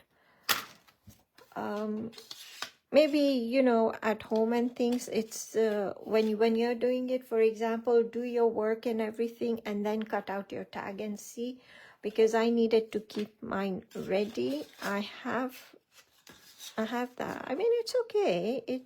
It's cute. The white work, the idea was that the white work will really pop, which it does. So that's what I wanted. So I'm just going to basically go with it. But before I start stitching, I'm going to just clear up some space, just very quickly, so everything is not the thread is not getting caught on everything basically. So we've got all the works. Here's the one that's stitched. So this is loose as well. I don't know what's happening here. So that we're going to start with the center bit and work out. I tend to, like I've said in previous, I'll do a little bit so that I've attached this, I've stitched this to this, and then I remove all the masking tape and then do the rest. Only it just makes it, I don't like having masking tape and things as I'm stitching. So I always anchor it down a little bit stitch wise and then do the rest. So we're going to do that. It doesn't matter. We can do that and then work upwards. With this one I started center only for the simple reason is that it's layered. So I needed, well, I didn't need to. So I started center so I could stitch these two together. I just think that's a really pretty pattern and I like seeing it develop. So that's why I'm saying we're going to start there. But to be honest, it doesn't matter whether you start there and work this way start there, work this way. It really doesn't matter. I just like that pattern, so I'm saying that's where we're going to start. So I'm going to stick it down using low tack tape. In my case, I'm just going to use my Groovi tabs. And as you know, I do use paper clips as well, just to, so I need something white underneath. Black on black doesn't help lining up, does it? So just to line it up, and what I'm going to do is I'm going to put that underneath actually, so that I can just fold it over. I like to use paper clips as well. I'm going to stick that over because I just feel it holds it all together better. So I've got a bit of white paper, piece of just a little teeny tiny scrap bit, just to protect my parchment when I use the paper clip. My paper clips are very old. There's metal bits showing and I don't want it to scratch my parchment. So the paper helps protect my work.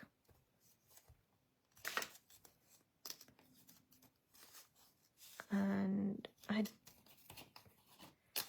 just line it up a little bit. And you can see I've even put Groovi Tag, but to be honest, even just the paper and the paper clip is enough. But I'm just paranoid. I'm just paranoid. I'll try and attach as much as I can until I have actually stitched a little bit to hold everything together. That should be enough. So now what I want is my perforating mat, your super foam, your 1 needle fine tool. So, oopsie daisy, there you go. Super foam, 1 needle fine tool. I don't have my super foam, so I'm using the old, these were the embossing mats that were in the first version of starter kits years ago. So I use that for perforating, and I've just put my Pico foam over it to give me the depth. But I'm sure most of you have your super foam, so use that. And what we're going to do is we're going to perforate these, just the holes in the dots in the centerpiece. So 1 needle tool holding it upright. And we are ready to go. So take your time, line up your 1 needle with the dot on the parchment, and perforate holding the tool upright. Now these dots, I designed them specifically to be tiny. Anything else we've done, you can see they're so much bigger, especially these ones here. They're so much bigger than these dots. So when you come to, in case I forget to mention it, when you come to perforating these, you'll find because the circles are bigger, occasionally the tool slides a little bit because it's a bigger dome, right? So it slides a bit. It's just one of those things. So the bigger the circle, the more chance it will slide a bit. It didn't bother me because by the time I did the stitching on it, honestly, you couldn't see much of that, the sliding happening. But I'm just letting you know that is something to be aware of.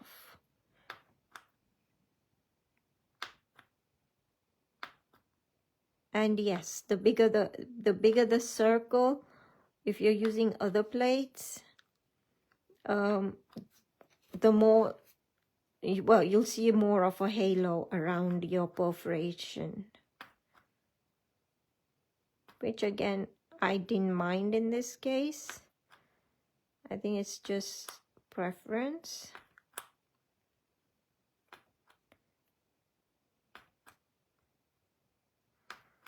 So all the dots, oopsie daisy, that went a bit wonky. It's really worth slowing down and taking your time to do this.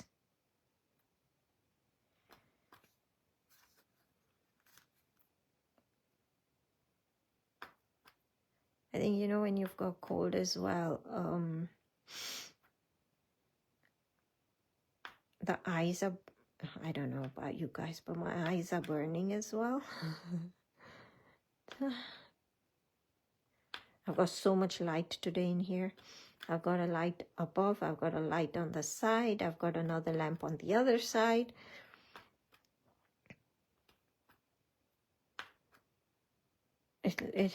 Yeah, it's like Christmas on my table with the amount of lighting I've got on today.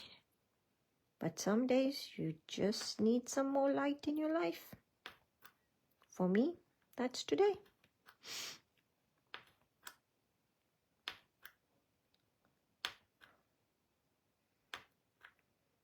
Okay, almost there. So that's what we've got. Now beading, like I said last time, I tend to do beading and sequence and all that last, because otherwise what happens is the thread gets caught around all that, which is very frustrating. Very, very, very frustrating. So I'm going to not do those holes quite yet. I'll do them later. I mean, it doesn't matter even if you do the holes. So you can go ahead and put the holes in there if you're going to be beading. If you're going to put beads in these. But I'm not going to stitch the beads yet. But I guess I can put the holes in while I'm at it, right? So prepare your needle. You want about an arm's length. Might be too much, half an arm length. Depends how long your arms are. That's a really bad way to say. My thread seems to get longer and longer, as you know, but because I tie a knot at the end of the needle, to be honest, you know, it doesn't matter if I get it too long. Now I'm using the light wave to thread my needle, well, so that I can see the eye of the thing. So with the eye facing directly opposite me, sorry, there we go.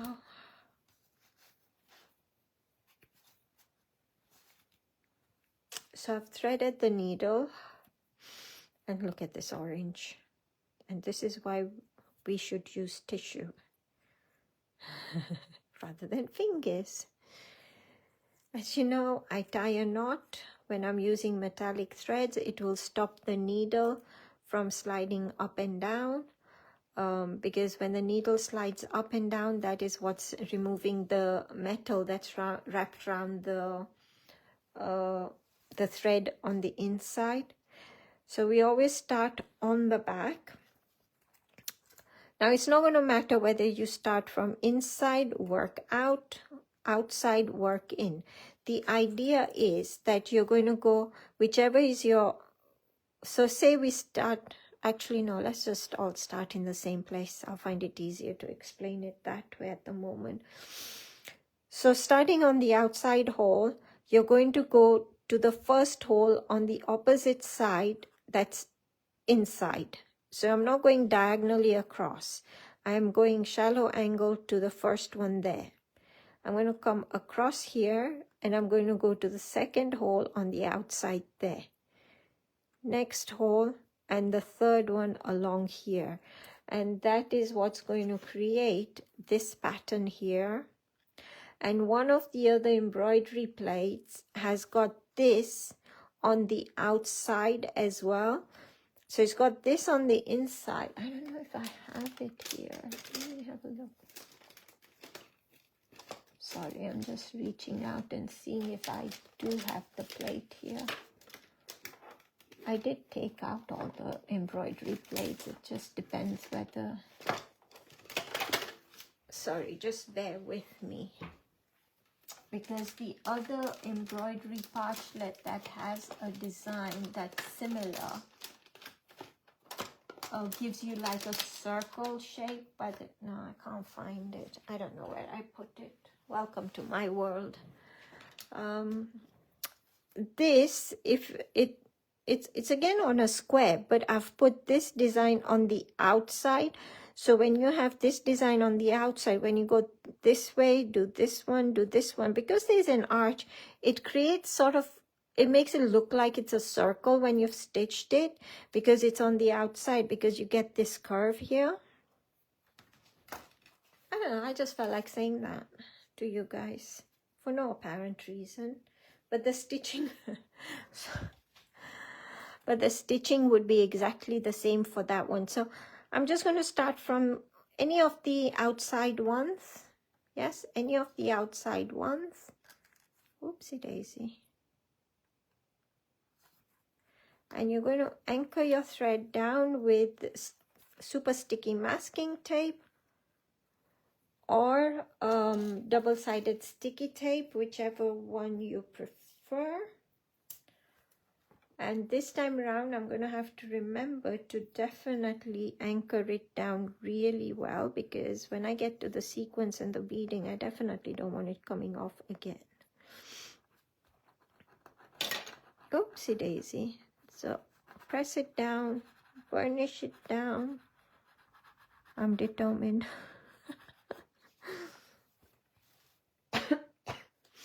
So we're on the outside. I want to go across to the first one in that box along there. So now we're on the back. We're going to go to the next hole across, which is, do you know what? It's going to be hard to see black on black, isn't it? So can you see that there? Second hole. And then back up. Oopsie daisy. And this is why we don't have long thread. Except we do. Well, I do. So next one along here. And next one along on the back. And we're going to continue that all the way around. So next one. You know, it's really hard to see through the on black card. Or is it just me struggling to see?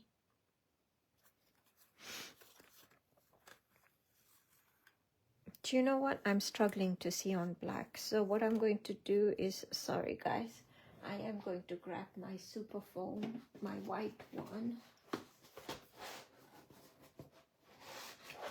And I'm going to work on the white one over the light wave. So this is again, you know, so can you see, as soon as I put it on the light wave, I can see my holes. So if you're using black card, for example, it's one way. If you're struggling to see, especially in the dark, use your light wave and white, and you'll see the light shining through the holes. Thank you, Catherine. So there we go. And you know, the light wave comes with a thinner white foam as well. Oopsie daisy, which you can use. It doesn't have to be like, once you've made the holes, you can use the thinner foam if you wish. But definitely when you're making the holes, use the super foam. And I'm sorry if I forgot to mention, did I say the fine one needle tool? I'm sorry if I didn't. And then we just continue all the way along. And it's a really quick one, a quick pattern, this one to do. I love this. I just love how that arc forms. It's almost like magic.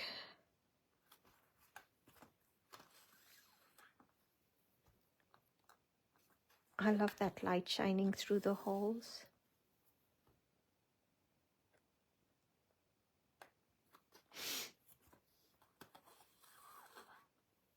So there we go. That's one side. So now I'm going to jump across to the other square. Just along here. And repeat. So now I'm on the outside, so I'm going across to this side to the first hole along there, and we continue the process.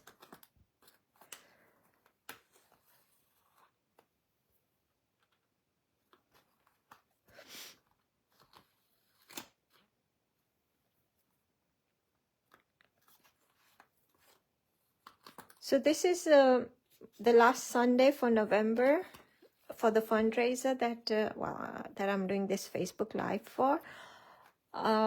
Please, if you can donate, I would be really grateful. It would be lovely. I was going to do one more next weekend. I'm not sure how I'll be feeling. If I'm feeling well enough, then I can do, but I don't know what everyone's plans are. Going into December, I know it starts becoming a bit crazy, doesn't it? With things happening, family things happening, shopping to get done, cooking to get done, and all that kind of stuff. So I don't know. Would you guys be interested in one more next week? Because I think the end of the month is the 30th is, I think, Thursday.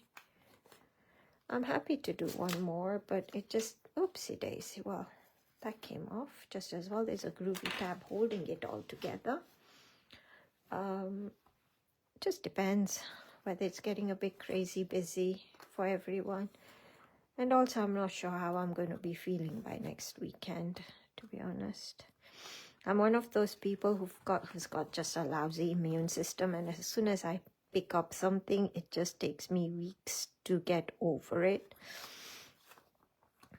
So I think it would very much depend on that. I think for me personally, I would love to do one more. I've got used to meeting up on a Sunday. I like this. It's like me time with all of you. So, and then I've got to the end. I'm jumping across to the next one. And we just continue the same thing. I think if I don't do it, I think, you know, I won't know what to do with myself. I'll be lost.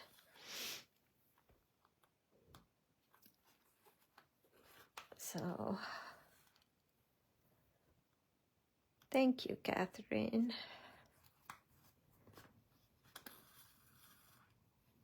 Thank you, Ingrid.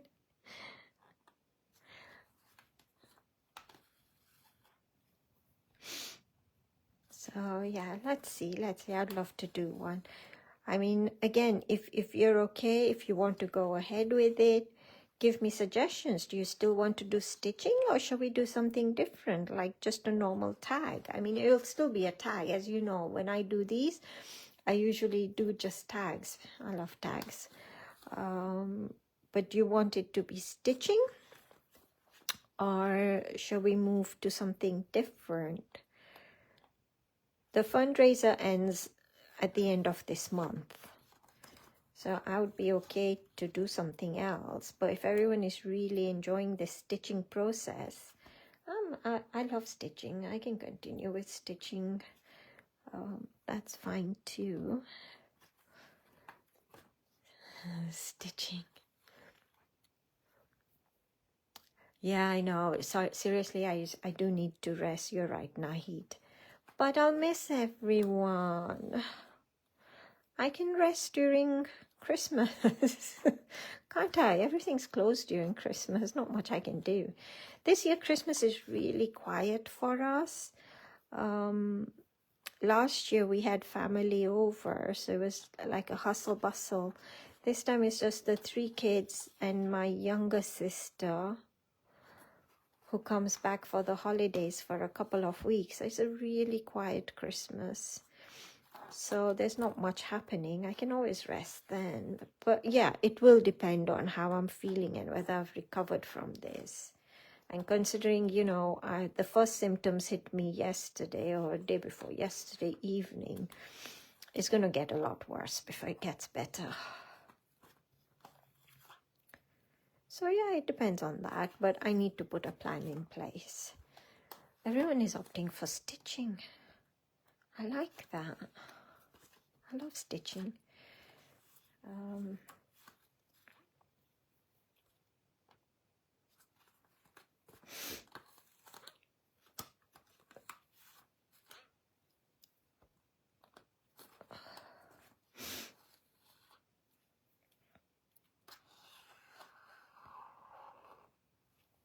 So, almost there.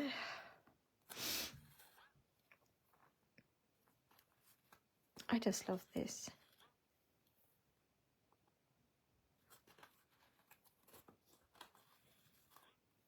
I think a lot of people did. Was it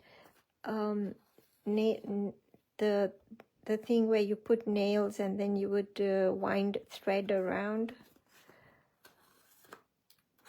I can't remember what it's called now. It's of the patterns you would get.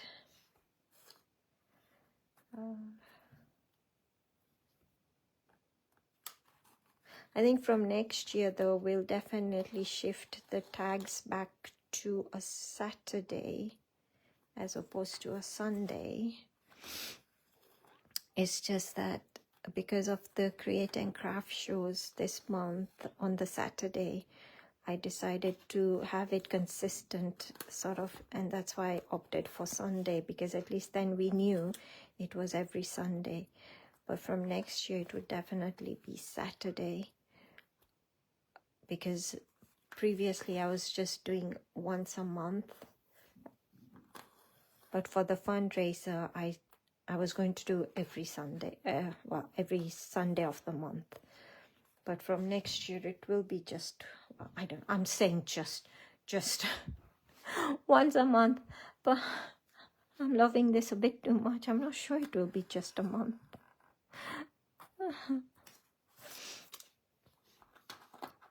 And I'm going to take these off because I'm going to show you.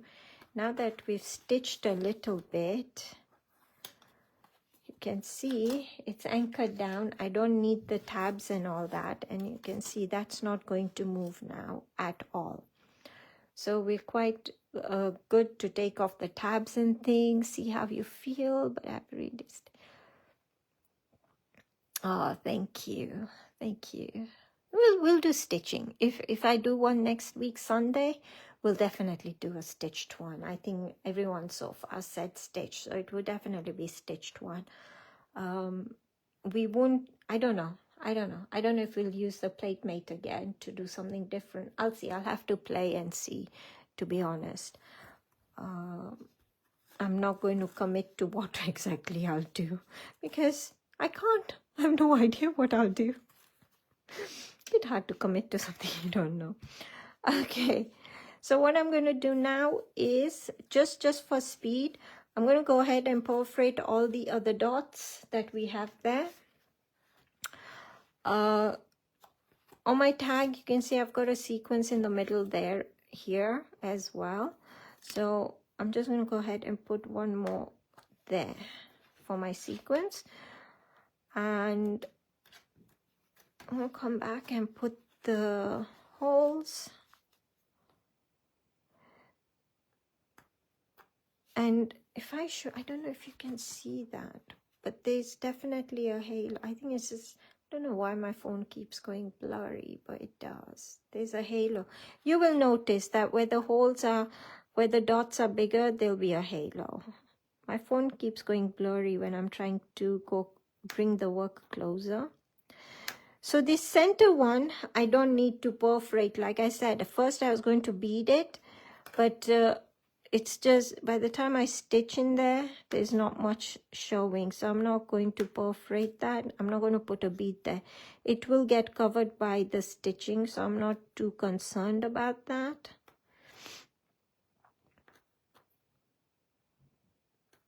I mean, even the tiny bead, By the time I did try stitching a tiny bead, but you couldn't see the stitching then, so then I just removed it. So on the original, I had perforated because, like I said, I was going to put a bead. So take your time. Now you'll find with this, definitely your one needle tool may slide a little bit more. So definitely worth slowing down and doing this. Once we start stitching this one, they're very quick. I think on one of the previous tags we've done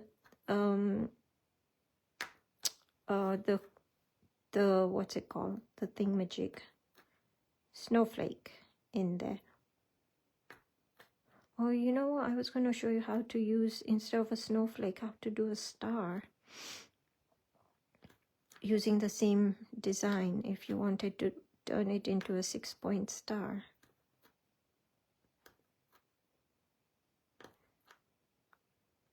We'll do that on we'll do that definitely. We will do that today. So wherever you have this these dots where it's like in a hexagon shape, or even where you have 5 dots, you can create such pretty stars.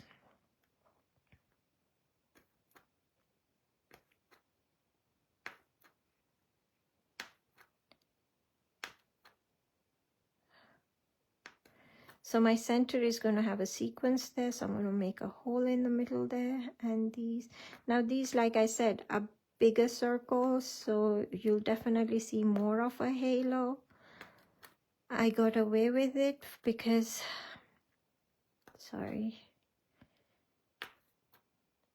because I stitched a bead.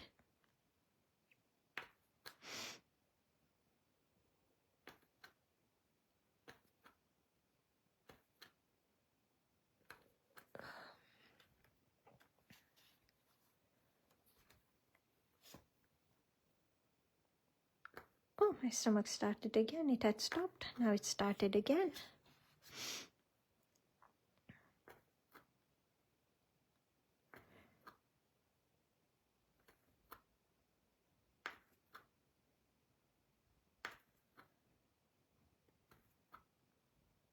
And I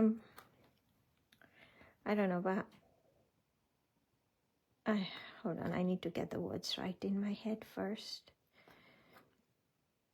I know when we were younger and we would fall ill, Mom was always like, you know, if you're not well, you don't usually feel like eating, that's okay. You know, just have plenty of fluids and things, right? When we're ill, generally, we don't want to eat. Do you know what? I have not stopped eating since yesterday. I always do the opposite of what is the normal belief. I think that's why my stomach is like throwing a hissy fit. Like, but you fed me so well yesterday. Why are you not feeding me today? There we go. So that's one. I'm just going to turn it around and just do all the holes at the same time, and then we just stitch, and it'll be easier that way. But can just put away the one needle tool and all that.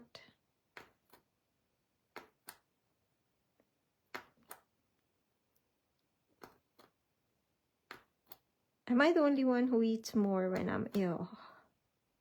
Please tell me someone out there eats more as well when they're ill. Oopsie daisy. That one slipped completely.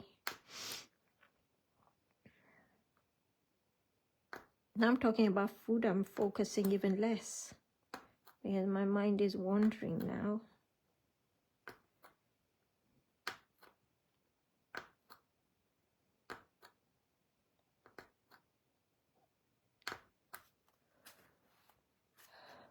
We always say starve of fear. Fear.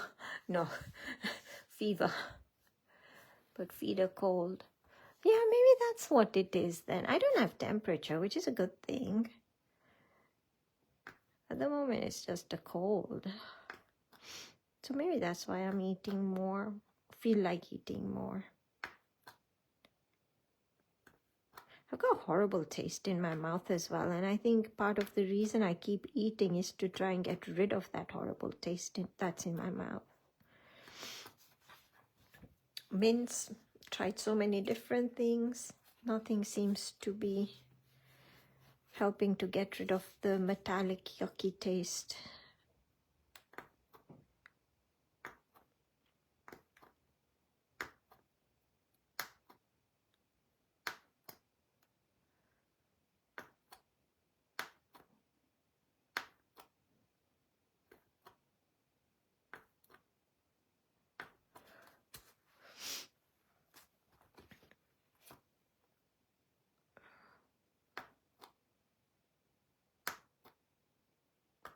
Yesterday, like I said, Mom was being just a nightmare. I know you're not supposed to say that about your mother. And yeah, it's not intentional. Of course it's not. She doesn't know. But because she's not feeling well, and she doesn't understand she's not feeling well,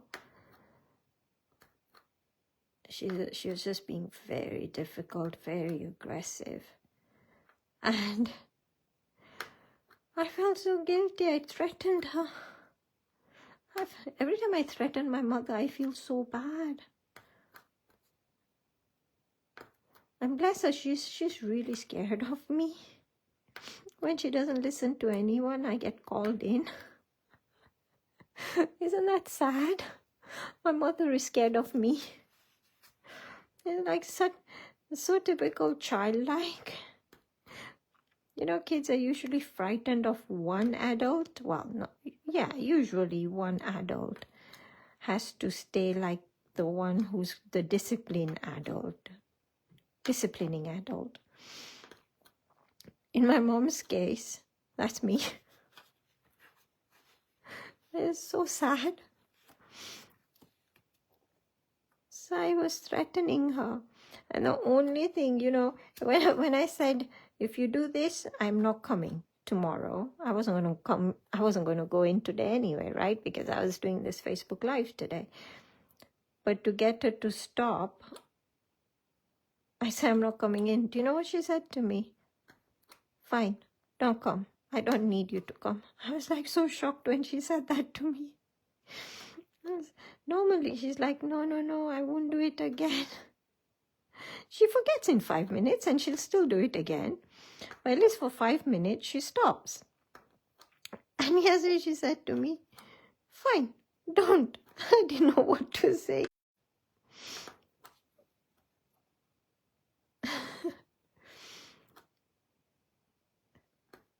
And for me, my last resort when she's not listening is, so every day she wants her clothes for the next day put out in certain order, in a certain pile, in a certain place. For the next day, they need to be put out, right? So my final threatening weapon to my mother is, if you don't listen, I'm going to put this all back in the cupboard. And then there won't be anything left out for you. And that's usually the last resort. And that has never failed. That's always worked. So yesterday, yeah, I eventually did use that. I couldn't believe she said, fine, don't come. I don't need you. I'm fine on my own.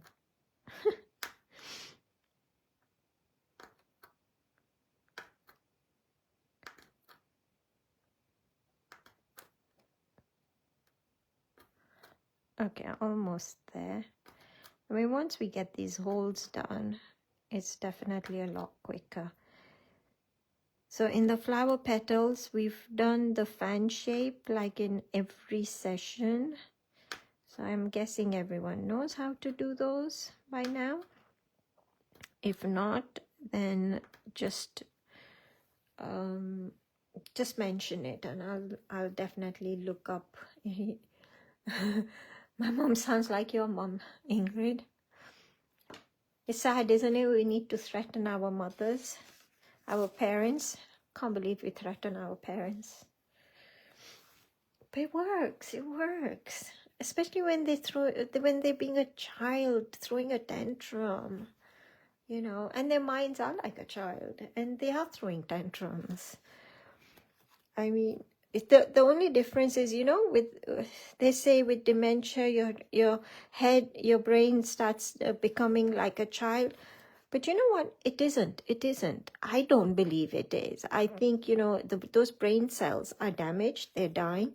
Because with kids, you know, oopsie daisy, look, I've forgotten one row of holes. With kids, they learn. They learn new things. You know, when you punish them, if they repeat, you punish them again, and they learn to stop doing that. But patient, like for my mom, with the dementia she has, she doesn't learn. Those brain cells that help you learn as a child, they've died. You know, so I don't believe that their brains become like a child, because children learn. Dementia patients, you know, they don't always learn. Mom doesn't learn. There's so many things we've tried to, you know, think it will become a habit. Once she learns, it will become a habit and she will adapt. But she doesn't, because the brain cells have died. So when I'm trying to discipline her, like I would, well, like the way I used to discipline the kids, it doesn't work. But in my head, I'm still trying to discipline her, which is very sad. Every now and then she'll tell me, I'm your mother. How can you blackmail me? It just cracks me up. There is logic. She can be very logical. I'm your mother. You're not supposed to blackmail me. How can you tell me? How can you try and blackmail me? It's, you know, there is logic there. Thank you, Catherine. It is sad, but you know, you just move on and you just take things a day at a time and do the best you can. There are funny sides. There are special times as well, to be honest. But I was just thinking the way I was threatening her, and she just, for me, it was just very amusing when she came out with, fine, don't come. That just cracked me up yesterday because I was just lost for words. I didn't know what to say. Okay, what I'm going to start with is let's do some of the frame, jump here, then come back to the frame and work around to this flower or this flower. They're identical, doesn't matter which side of the frame you start, to be honest. But instead of going all the way around, then coming to a flower, then jumping all the way to this side to the other flower, it's better to do part of the frame, do this flower, then continue around and then do this. And then with the beads, work back down. Yeah? Okay, so I'm going to start here. So I have started with the snowflake, for example, on this here. What did I do with the thingamajig? There you go. So on this, it's a little snowflake here. I don't know if you can see that. I'm gonna take, yeah, little snowflake, and that is going into, it doesn't matter which hole. You're going to come up, and you're going to go straight across on the opposite side. You're going to move to the next one along in that round shape.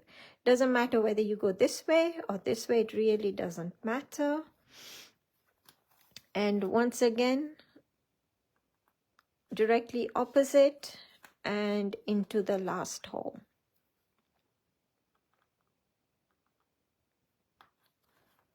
There you go.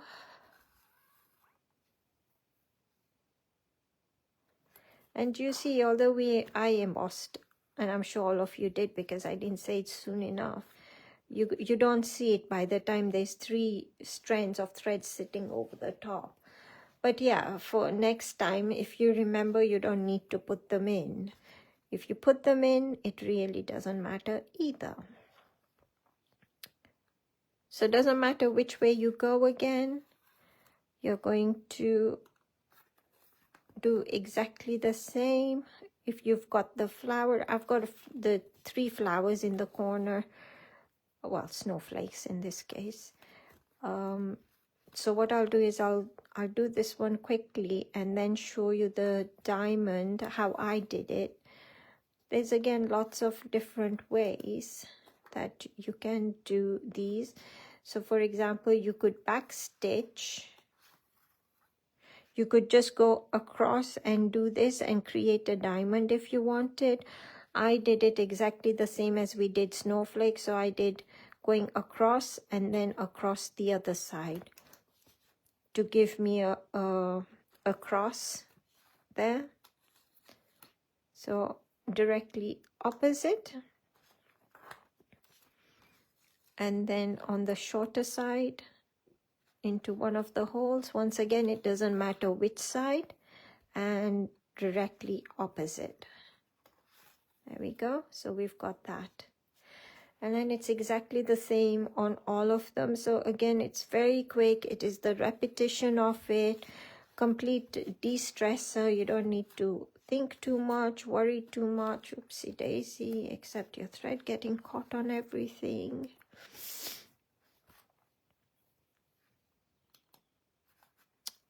Beautiful, oh wow, that's amazing. So my mom I've never seen my mom color, do any arts or craft. She couldn't understand why I was, and it was a hobby. You don't do that for a living, you know. And I've never seen her. She's never played bingo, but at the care home she's at, you know, it's an exceptional care home, to be honest, as well. You know, we're just lucky that she's there. But she's loving her arts and crafts. She loves her coloring sessions. My mom plays bingo. Honestly, you know, before she went there, she didn't even know what bingo was. And yet, she loves bingo. But definitely, the coloring and the arts and crafts, she gets so happy to see. And, you know, when the kids were young, I used to collect all their pictures. Now, I collect my mom's pictures. Isn't that weird?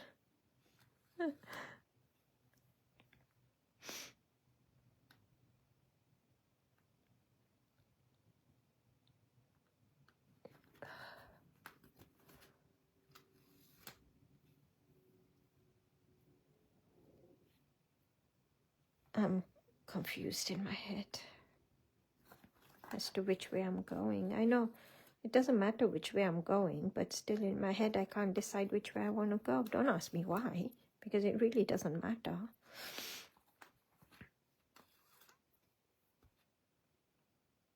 So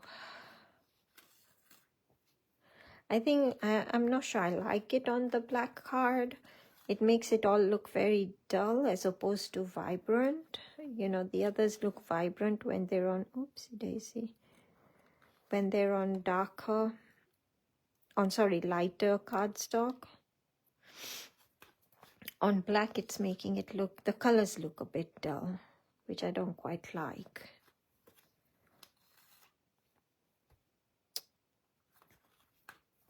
That's okay, a learning curve, right?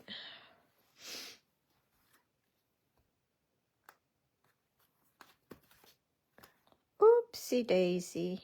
That wasn't diagonally opposite, was it? I have to show you a star. I'll show it to you on this one's in here, in the circle bits, because we haven't used this pattern to create a star. I'm sure a lot of you know how to, but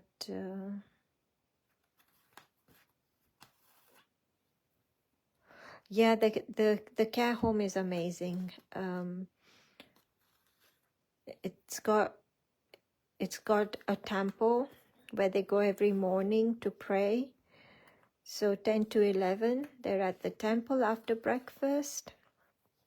My mom loves that. She loves singing her prayer. They're given mics, each and every resident, one after another. Whoever wants to sing their prayer gets the mic in turn. And my mom just loves it. As a matter of fact, I'm sure when she's singing, the whole of Harrow can hear her at the top of her voice. She's singing.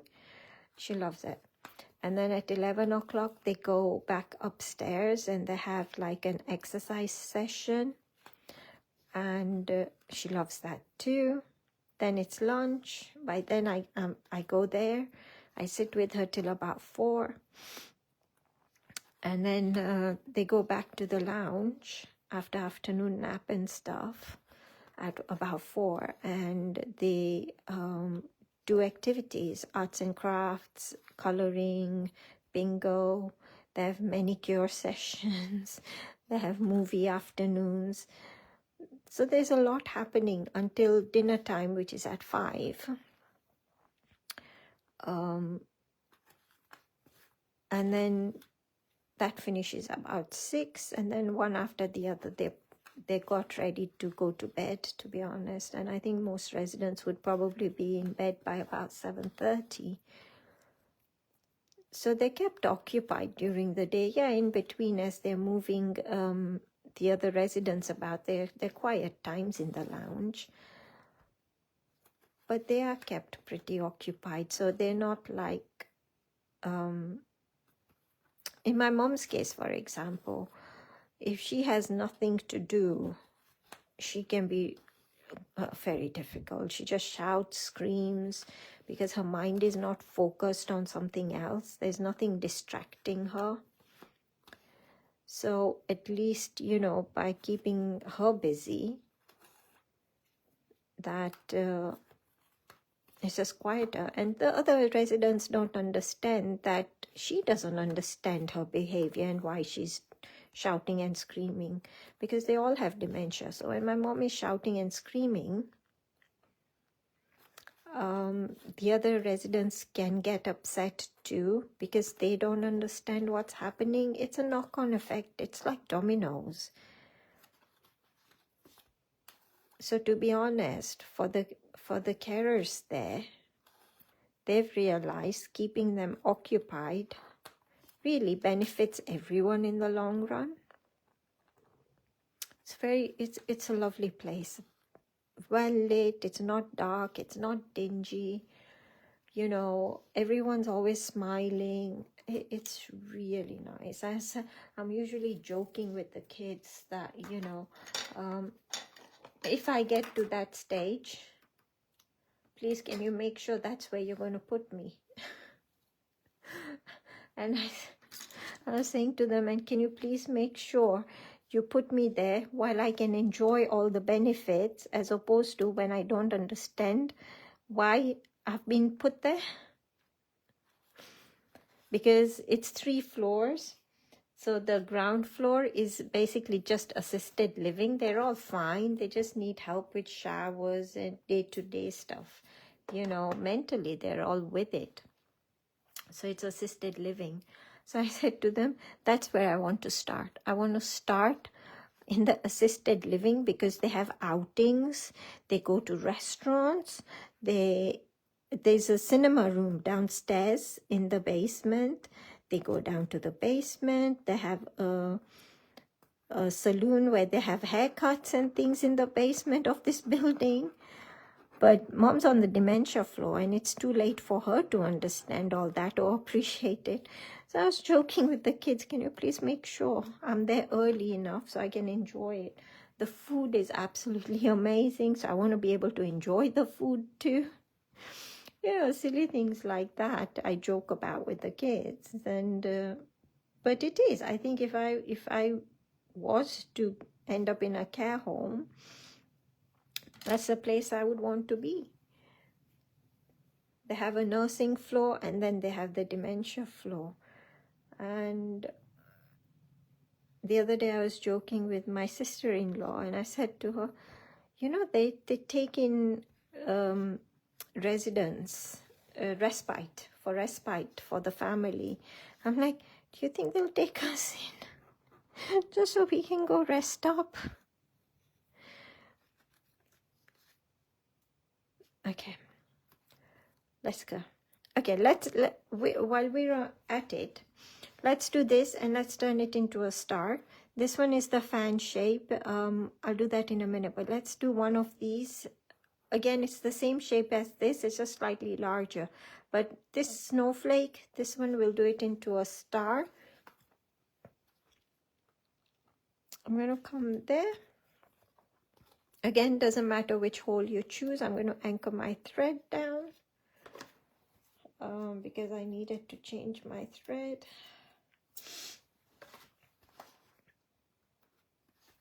Hold on, where should I stick it? I try and avoid putting tape on over the holes, because otherwise, you know, as you're going through with the needle, through the masking tape, it eventually, if you go through enough holes, it does pick up the gunk from the tape. So I try and avoid sticking the tape over the holes. Well, unstitched holes. Okay, so to make a star, what we have is, so we've got 1, 2, 3, 4, 5, 6. Okay, what we want to do is we want to create a star, sorry, a triangle. Yeah, so we're going to come up, go across, leave one, go to the second. We'll be on the back. We want to come, you're going to leave one, go to the next, and then you'll be on the front, and you're going to end up with a triangle by going over the top. You're going to jump across, well, on the back here. You're going to go across to the hole that's left, back here, and back there, and you're going to have a star. But it's definitely easier to focus on doing a triangle and then going back to do the second triangle. Okay, so I'm up at this hole. I'm going to miss one. Doesn't matter which direction, this side, that side, doesn't matter. Miss one, go into the next hole. I'm on the back. So I'm going to miss one, go into the next hole.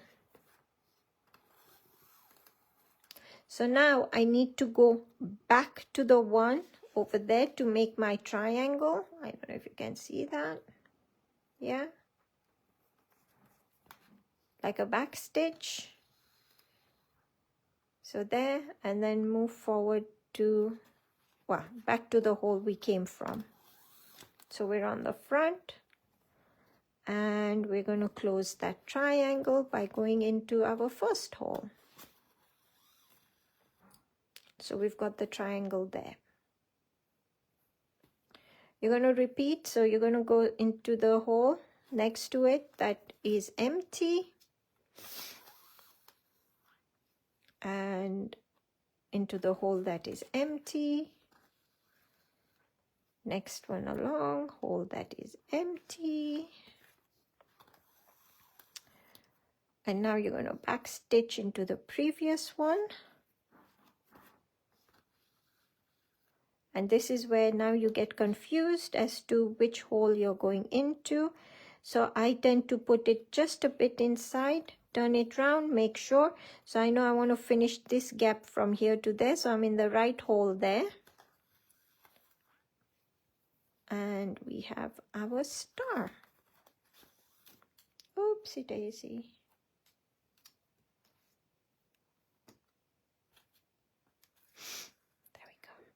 And we have the star there. So I'll show you on the black. So you see, there's a star there. So the same design, if you wanted stars, it definitely looks better when it's a bigger area, a bigger hexagon, for example, because you see the points a lot more clearly. These are quite close, so you don't see the star that well, but it is definitely a star, trust me. It's definitely a star. So it's up to you whether you continue with the snowflake or to turn them into stars. Now this one here for the fan shape. So I'm going to start in the center hole here. She says, can't get it in. I can't see the hole, even with the light. So the center one there, and then I'm coming out. So I'm going to go across to the next hole and back into the center. So back into the center and out into the last hole in that petal and back into the center for our fan, which we have done loads of times now. So next one is our star again. So up into that hole, leave one, go into the next one on the front. On the back, leave one, go into the next one.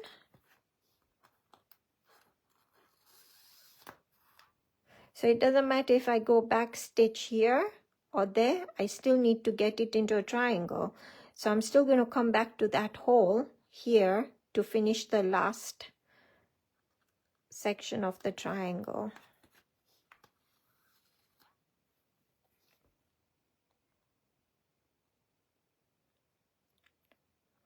Just trying to remember which hole, but if you push your needle up, you will be able to see where you need to make sure you're in the right hole to complete your triangle. So there we go, we've got our one triangle. You're going to do the other triangle in the remaining holes, and that will give you your star. And if you've got a design which has got 5 points, you get a five point star. So exactly the same, but with a 5-point star.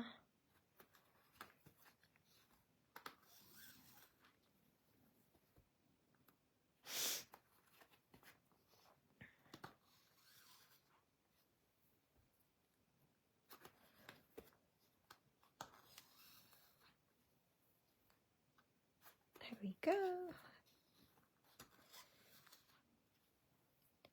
Actually, in this case, a dot in the middle, if I'd done the embossed dot in the middle, would have looked really pretty because you would have been able to see the dot.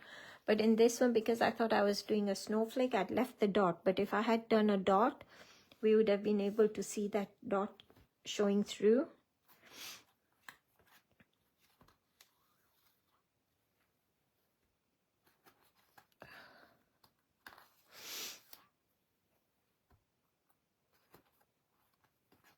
So yeah, it's just repetition now, to be honest. We've covered everything on here, that all the stitches and things. I need to put the sequins and the beads. We did that last week.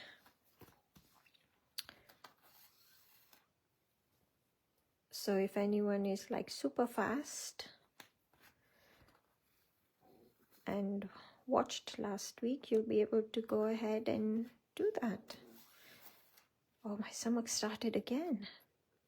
It stops and then it starts. I think it's confused.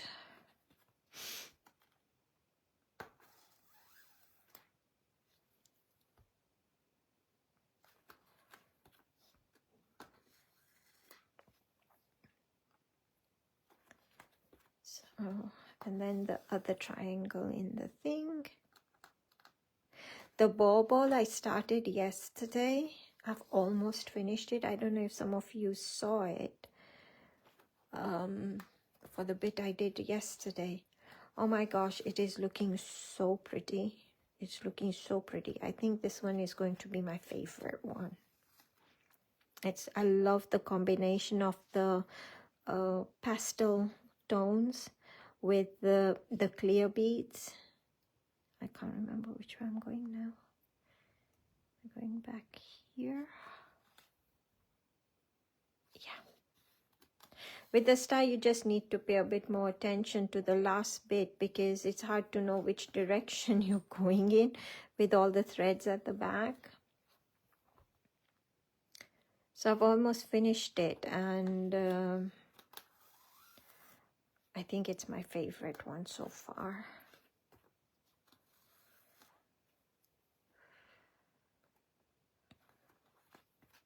Making those beaded decorations has become an obsession now.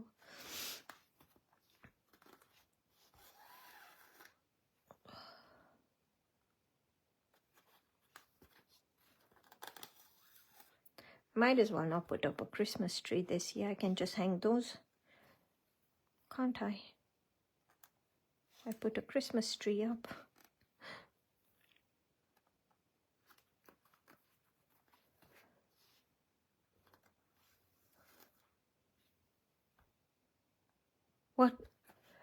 What color have you made one, Helen? What color was it? I think it's called a lotus bauble kit from Spellbound Spellbound Beads. I'm not doing a snowflake. I was going to do it into a snowflake. I forgot I'm doing stars. It's super pretty. Which way am I going? I've confused myself now. And this is why I don't do... No, I went into the wrong hole to begin with. I don't know what I've done, where I've done, how I've done. Can I just say, if you make a mistake and you need to undo your thread, it's always, always, always better to take the thread off the needle than do what I'm doing. Because you can end up splitting the thread and no guarantee it's going to come off. I've put them all in the wrong place because I was doing a snowflake, wasn't I?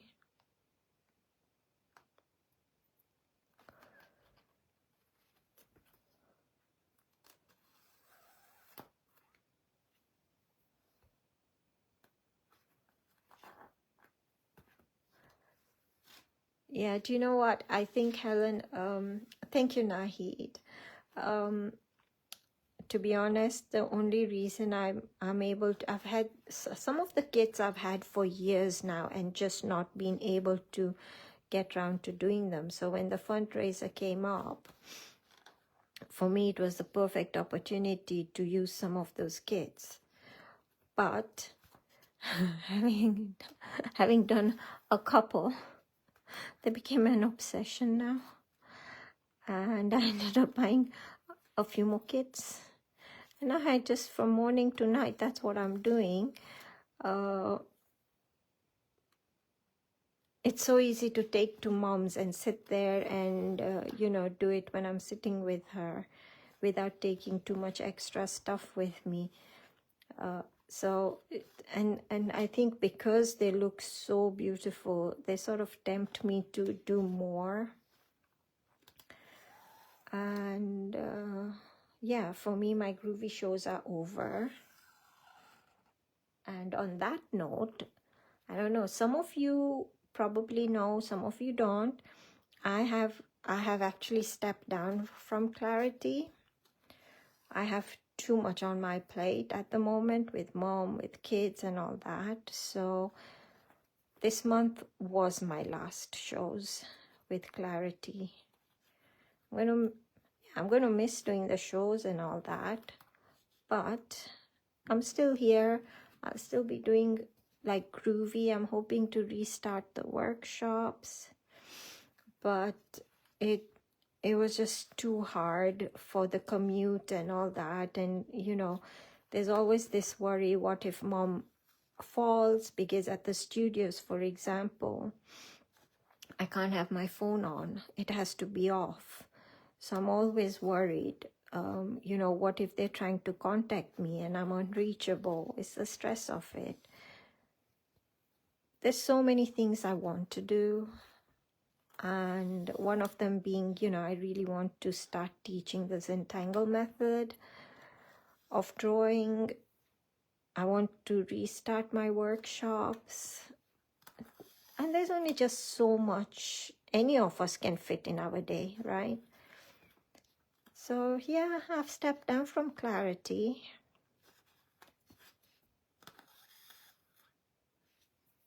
But I'm still here.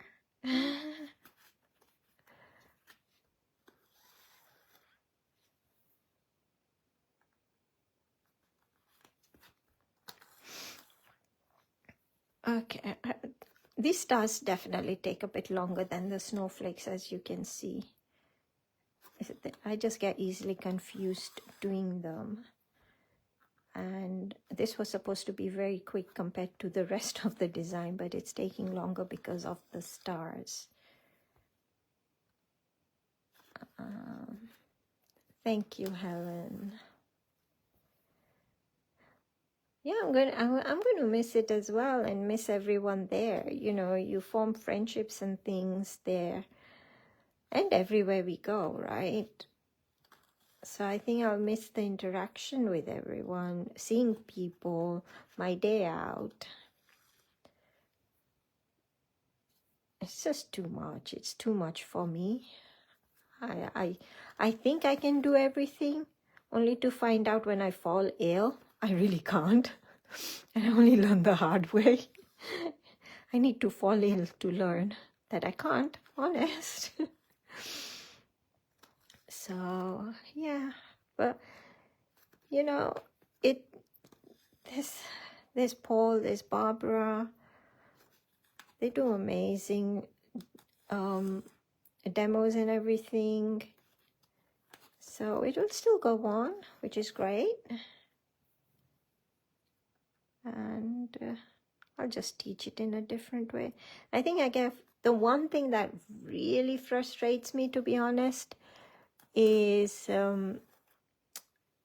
when you've spent days and days preparing and your demo time is about 20 minutes and you don't go through even a fraction of what you had prepared. And I come out on a lot of the days thinking, oh, what did I achieve? You know, did I teach it properly? But you can't teach something properly if you don't have the time to teach it, if you don't get that time. And yes, it's definitely a sales channel. Of course, it's a sales channel. But I think if I'm going to spend that long preparing something, I want to be able to teach it properly.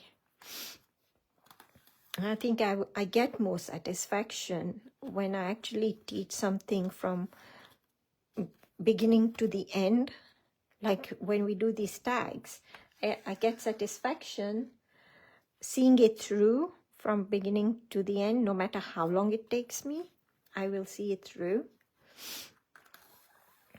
And I would much rather do it that way, at a more relaxed pace, and not freak out about, you know, someone trying to contact me and they can't get in touch with me. A couple of times they've tried to get in touch with me and my phone's been off and they haven't known what to do with mom, because they need consent. And stress is not good for your health. Trust me, guys. Stress is not good.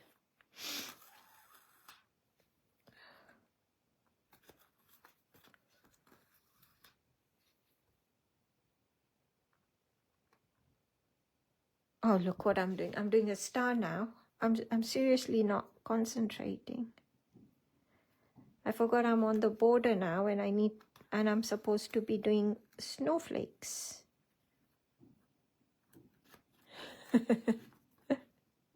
That's so bad. Who said women multitask? Obviously, me talking and doing this at the same time is not working, is it? Oh, thank you guys for understanding. Now, this is why we don't backtrack like the way I did, because it gets stuck. Oh, that was lucky. Thank you for understanding.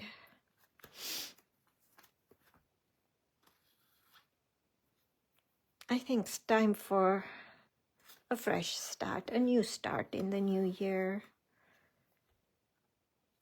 Evaluate a few things. Definitely spend more time with my babies. Even though they're at work all day. But in my head, I'll be spending more time with my babies. I won't. But I have to tell myself that to believe it.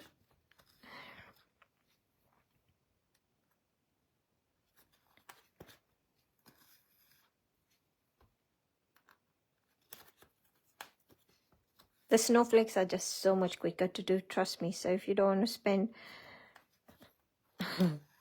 too long doing stars, snowflakes is the way to go. We've still got beads to put.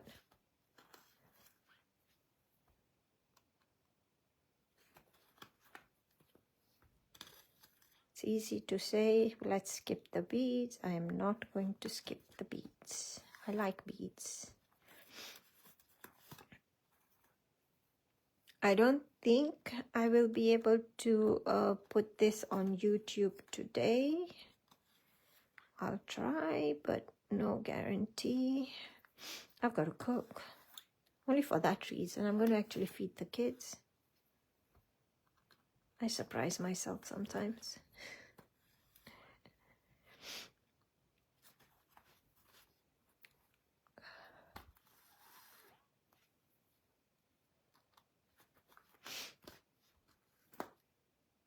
Thank you.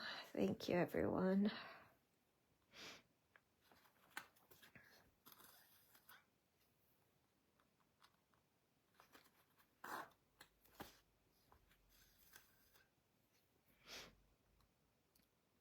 I'm still around. I'll still be like around doing groovy and things. I'm not completely vanishing. Just doing it slightly differently.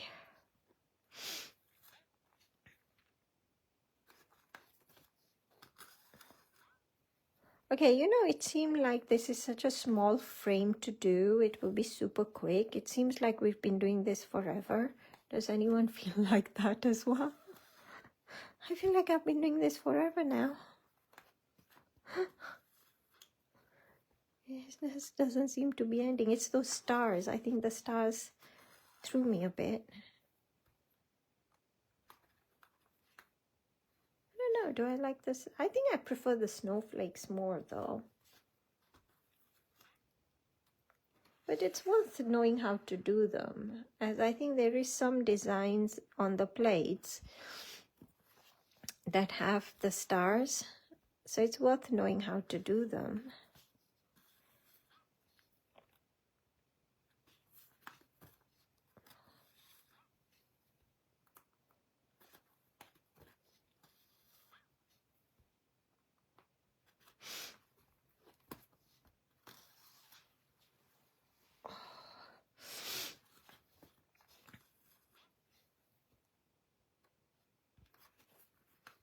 We're doing okay for time. I mean,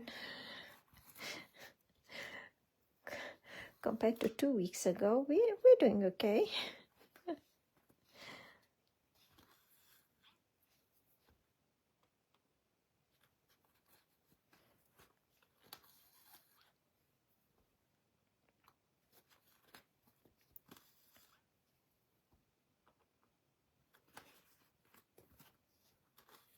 I didn't put glitter on these. I decided to leave them. I do like glitter, but I'm still leaving them. I'm not putting glitter. But just to remind everyone, if you're going to put glitter, do it before you do the stitching, because otherwise the glitter gets stuck between the threads It will come off, especially if you're using the anti-static one from Clarity. It will come off. You just need to shake it for ages. So trust me, it's definitely easier to put the glitter on before you do the stitching.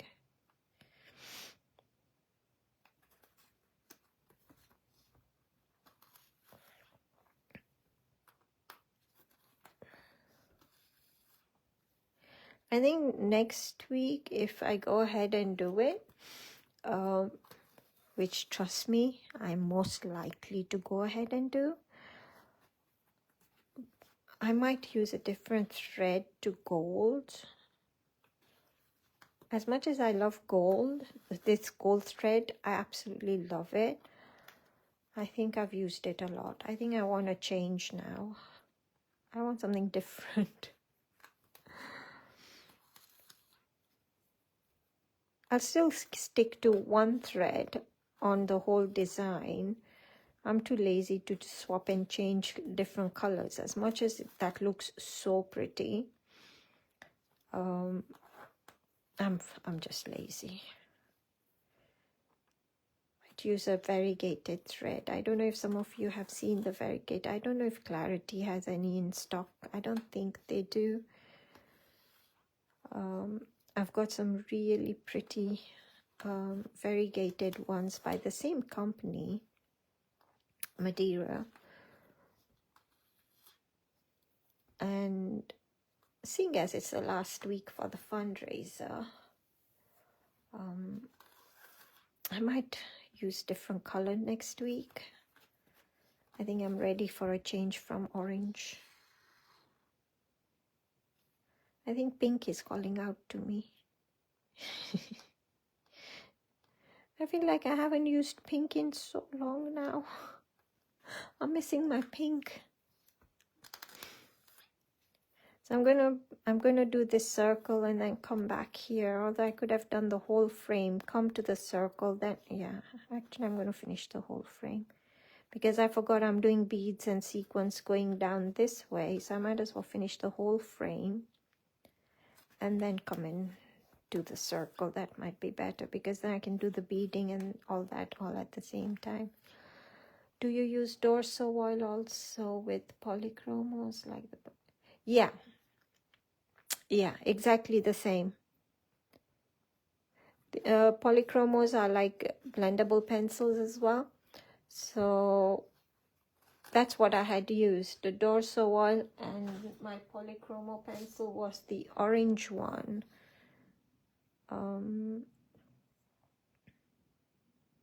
I thought they had numbers. Okay, we won't read out numbers. It's a very long number. But yes, because there isn't an orange that I really liked in the pergoliners. So a drop of dorso oil on your spot-on sponge and blending pen. There's a lot of pencils out there that that can be used in exactly the same way as your pergoliner pencils. When I was teaching from home a few years ago, we used to use the W.H. Smith pencils. They're super cheap, especially when you buy them at the beginning of a school year. They're usually on sale. They have gorgeous colors. They blend beautifully.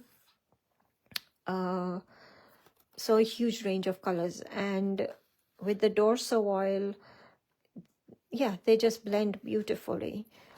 Then there is the Spectrum Noir pencils, which again, you'll be able to blend with your with your dorso oil, sorry. They work. I don't use them as much. I had bought one tin years and years and years and years ago. They did the job, but to use them as just dry pencils, I struggled with the Spectrum Noir ones. The lead inside was broken on most of them. It was just very disappointing. It's probably the tin must have dropped somewhere at some point. But my go-to pencils are definitely the pergoliner pencils. And if I want a bigger color range, I do have the full set of polychromos, but you know what? I tend to go to the W.H. Smith's ones, which is very sad. I know, it's very sad when I've got polychromos that I adopt for the W.H. Smith ones. But they are honestly beautiful pencils for if you're going to use them for blending. They're absolutely gorgeous. Oh, I've got a knot. Really? Is this the right time to get a knot? No, it's not. Isn't that typical when you're getting almost to the end that happens? Okay, I don't know what's happened. But something's happened.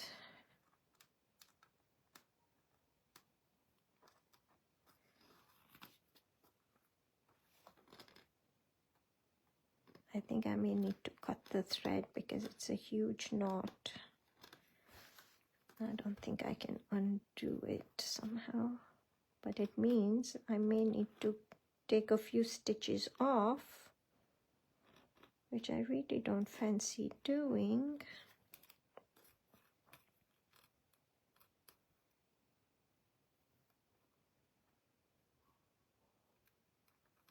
I don't know, something's happened.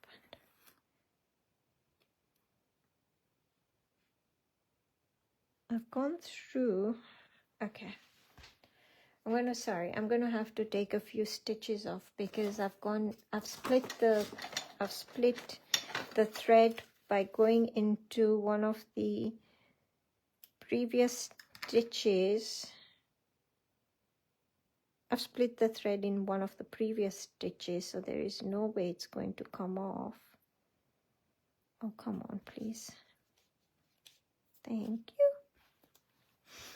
And so I'm going to have to take off a few. So I've got enough thread to anchor it down. Otherwise, I won't have enough thread to anchor. I'll see. I don't even know where it's stuck. Like, where is it stuck? Here.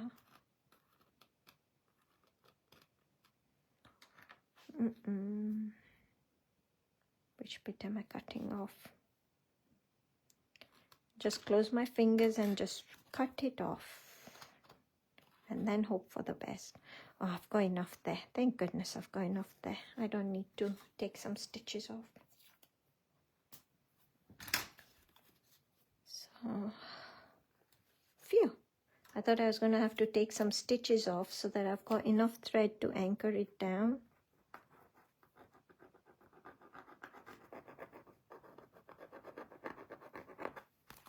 I don't know what happened there.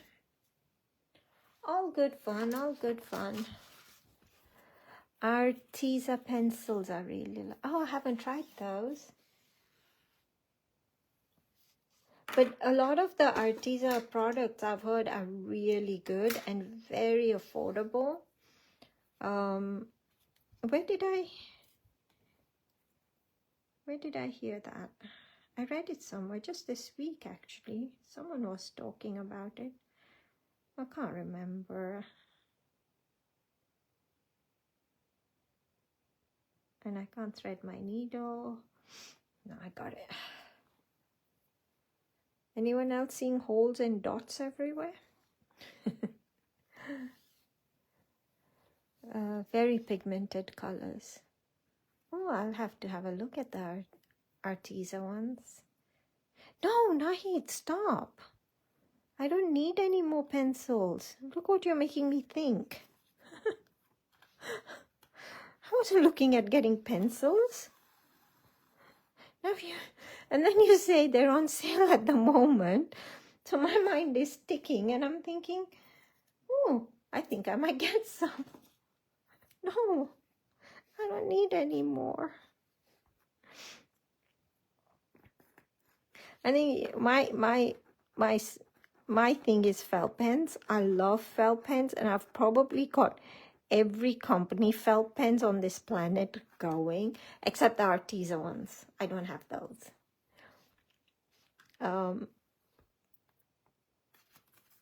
So yeah, I love felt pens.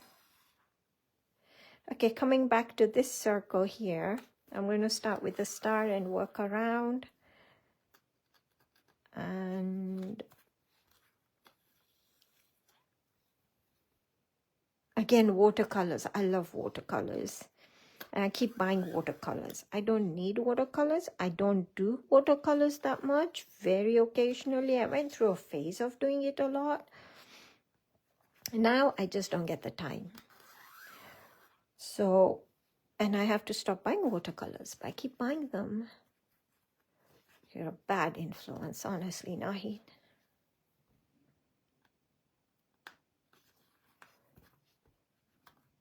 I'm going to have a look at them, though. Oh, shoot. Shoot, shoot, shoot. No, shouldn't say shoot, should I? That's not, I think I forgot to do the other triangle bit of the... I'm thinking shopping now. It's really bad for more pencils and more felt pens and more watercolor. Okay, I'm going to focus now. No disturbing me.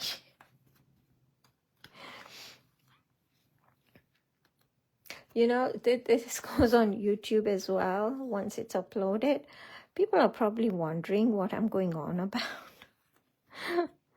What I'm waffling about.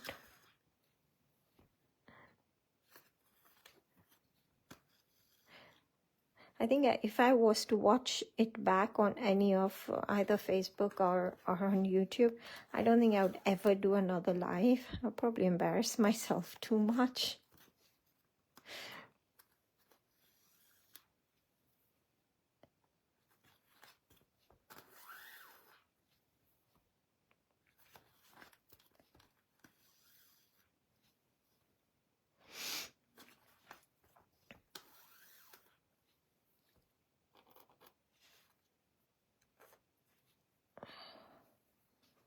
Am I staying on screen or am I going off? I think I get the feeling I'm moving further and further and further away.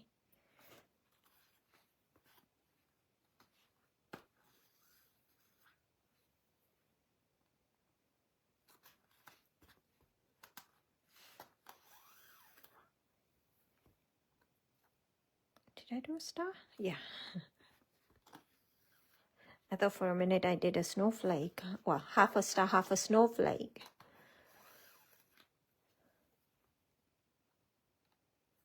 No, wrong hole again.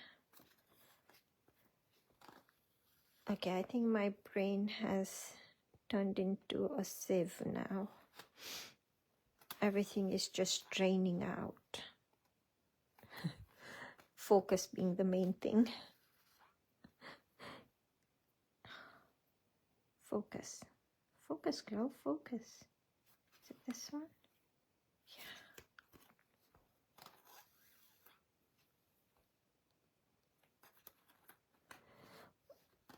You know, one of the things you can do is on the back, sometimes you can, with a pencil, when you're not using dark card, with a pencil, well, or pen, it doesn't matter because you're on cardstock, not draw out, but draw an arrow to tell you which direction to work in, to make so it's easier to follow it, as opposed to getting confused like I am.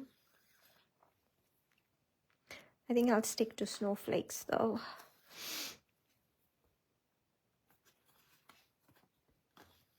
This is way too complicated for my teeny tiny brain.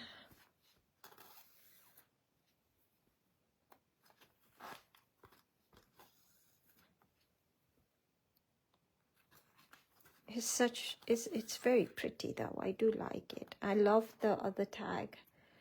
Using the same plates, exactly the same plates, different orientation, different border, different elements. And you can see how different it can look, even though it's the same, exactly the same plates. But just by changing a few things. And this is why we don't get bored with Groovi.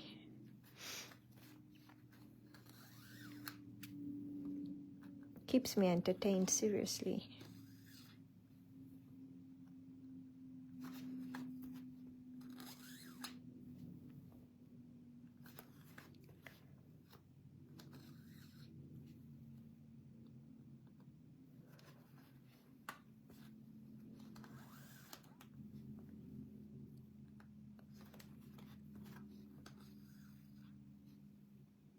am I going? This one, I think.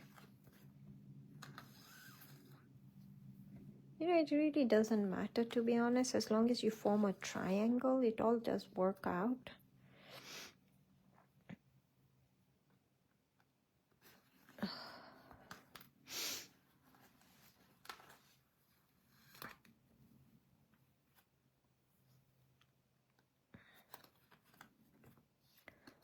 Well, today I'm not going to spend hours through my sequence box looking for sequence. Do you know, I spent hours and hours on the other tag looking for sequence. If you really don't want to do that, don't mix all your sequence into one box like I have, just because I like the feel of sequence. Don't do it. Thank you, Sue. Take care.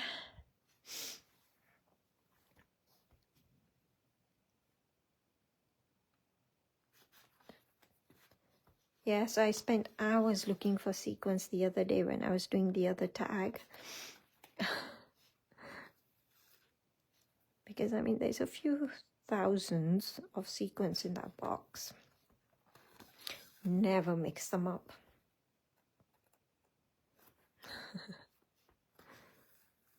Oh no, I'm not doing a snowflake, I'm doing a star.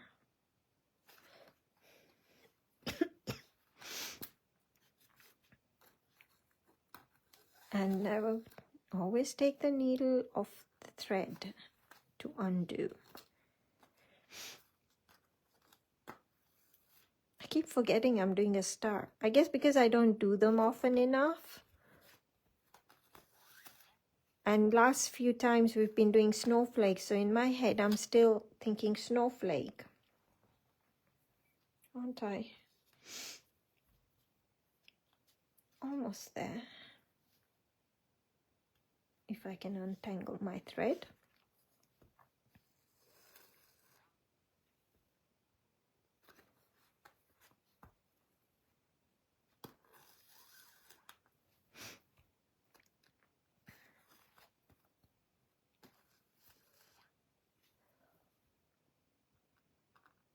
Where am I now? Okay, my eyes are just seeing dots and holes everywhere.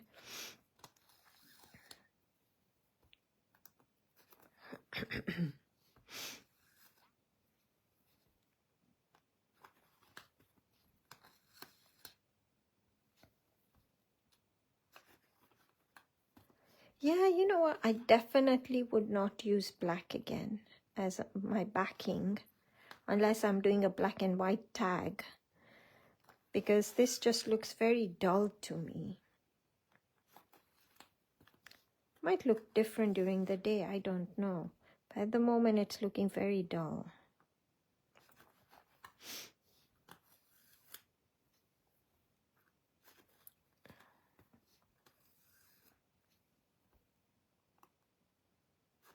I think next week, definitely, Pink is calling me. Pink is definitely calling me for next week. Some pretty colors. I'll stick to just using the embroidery plates. Maybe a little, I don't know, maybe a little bit from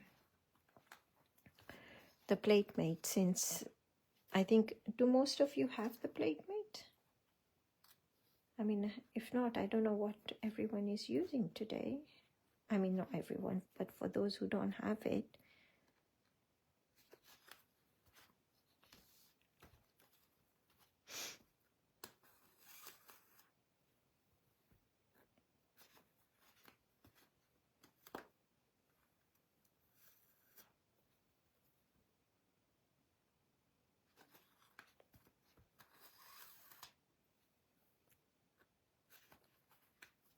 Maybe one of the other little parchlet ones, the little baby embroidery plate. I don't know. I don't know. I've got my mind ticking as to what I might want to do.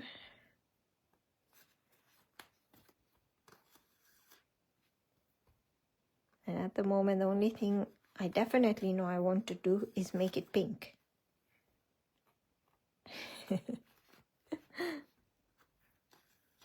Whoopsie daisy.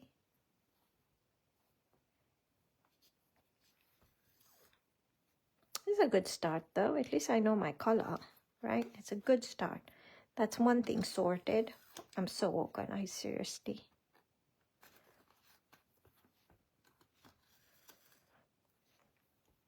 Did you enjoy creating your own, well, creating this sort of look using just a basic plate? Or not really? Or do you prefer it when the holes are already there?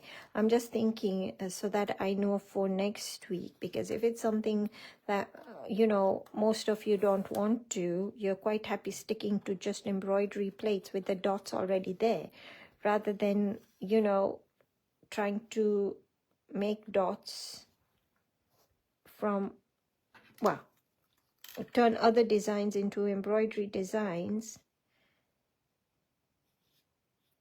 then if you're not interested, sorry, I've got a knot in here. Okay.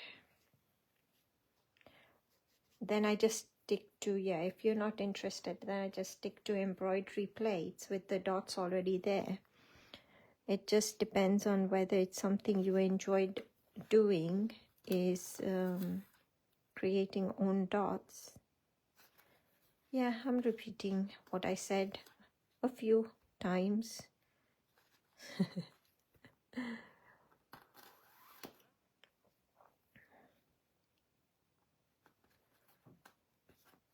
I like being able to use any of the plates.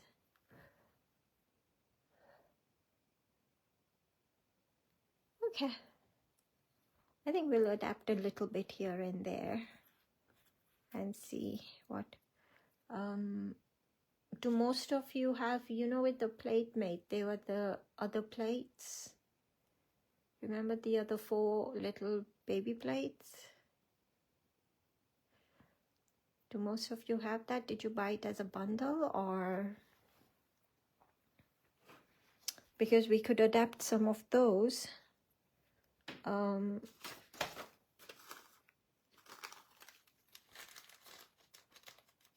To make them into embroidery. So what I'm going to do is I'm going to go ahead and stitch some beads and sequins on. So what I've got is I've got like the little beads here. They're teeny tiny beads. I think it's a size 11. But what I'm going to do is I'm going to actually turn off the light wave. I think all the lights in here is just making my eyes burn a little bit more, so I'm going to turn the light wave off, not on, and work without that. I think it'll be better. So I've got a few beads here. I think these are the little seed beads. They're about size 11. And I'm going to put sequins. I've taken out my sequins. I'm not going to take out the whole sequence box. I'm just sticking to white sequins, except I've lost one, so I might, unless I can dig it out, it's just, they get very staticky, don't they? And then they cling to everything. So I'm just sticking to just white sequins. I know, a little bit boring today, but I think the black is really putting me off on the back there. Okay, I'm going to start with the sequins. So into the center there, if you're putting sequins. And thank you, Karen. Take care. So sequins, oopsie daisy, it's going to sit with the dip this way. So I'm going to put it upside down so the dome is facing me. Pick it up, pick up a bead, and then we push, she says. Come on, go down. There you go. So you want to push the bead aside and go through the same hole of the sequence and the hole on the tag to bring the needle to the back like this, and that secures the sequence and the bead. What I'm going to do is I'm going to actually move this lower mat out of the way. There we go. Okay, now on the ends of these I have put a bead. Where's the tag itself? So can you see on those I have put a bead. You don't have to put a bead. I think they're very pretty. I'm sort of double-minded about whether or not to put them actually. I think I might leave them. I quite like it the way it is with the stars. I think the beads are quite big and chunky on them. I think I'm going to leave the beads on there. But I am going to come across and put the beads on the centers of these flowers. There's no point in me putting a sequence on that. I've got a very big sequence. Can you see? Just covers the whole flower. So I'm not going to put sequence on that, but I'm going to definitely put a bead. So I'm going to come across to one of the center flowers.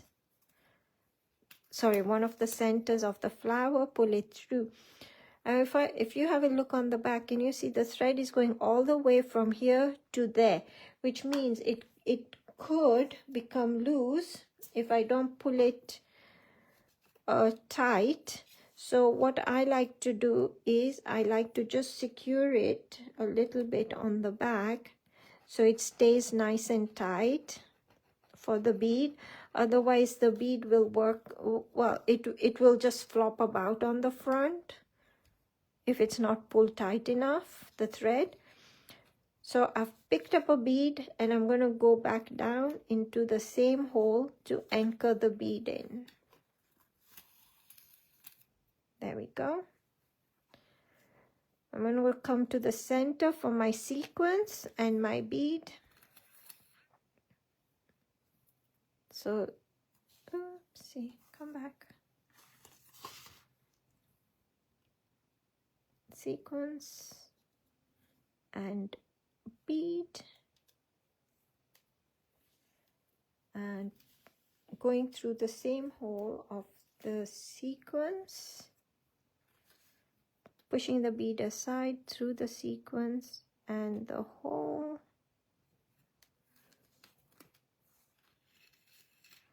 There we go. Which way shall I go? I'll go to this one and work my way around. It doesn't matter which hole you go to be honest. So I'm just going to put a bead into all the 4 flower centers in the middle. So this one here.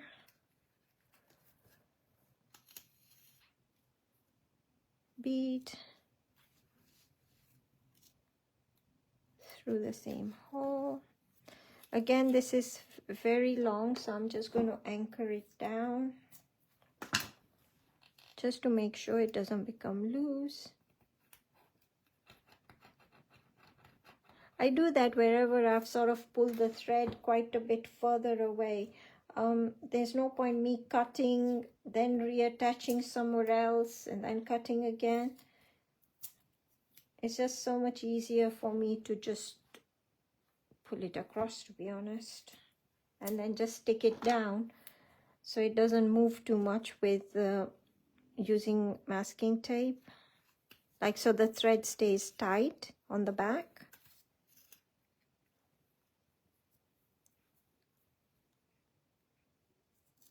From all the kits, the bauble kits I have, because they've all been sort of purple and gold and teals, I have got so many of these gold beads now. So I seem to be sticking them on absolutely everything, attaching them, because I've got so many. They're very generous with the amount of beads they put in their kits. So I've got so many of these beads. I don't think I'm going to ever run out in this lifetime of the gold beads. So can you see where I've pulled it along quite a bit? I'm just sticking it down. and the last sequence. And I think, yeah, I'm glad I didn't put them on the end there. It looks a lot more delicate, the flower. I think when now I've seen this, and when I look at the other tag, as much as those beads look very pretty on there as well, I think it looks a bit more delicate with no beads along here. Uh-oh, I know what I did. Do I know what I did? Yes. That was not very clever, Tina. Okay, you know, I'm gonna have to cut the thread, pull that, rethread. I didn't go through the sequence, I just went through the back.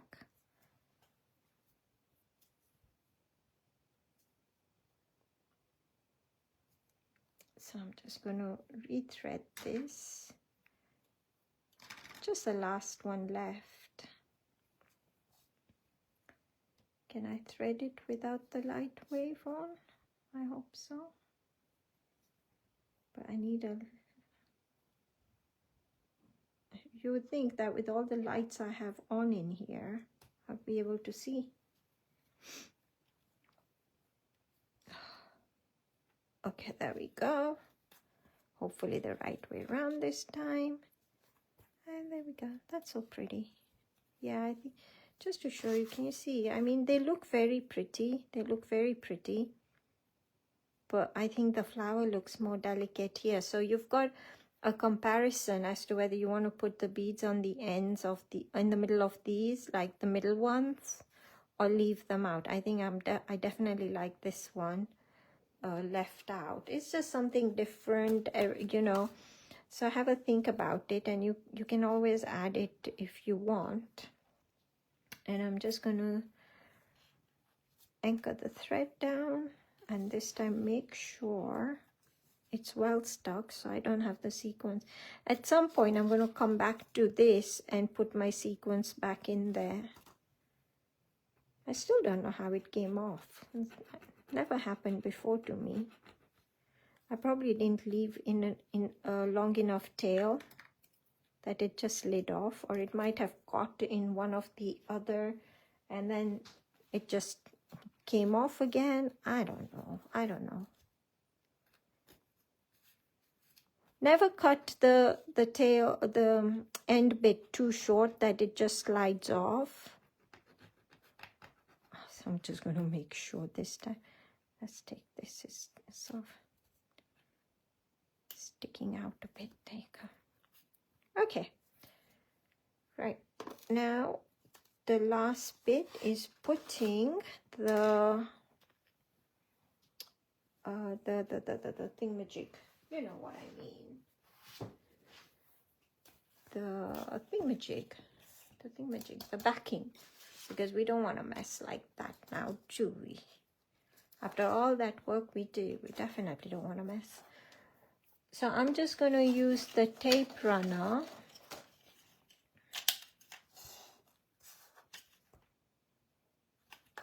Is it the right way around? It's this way. So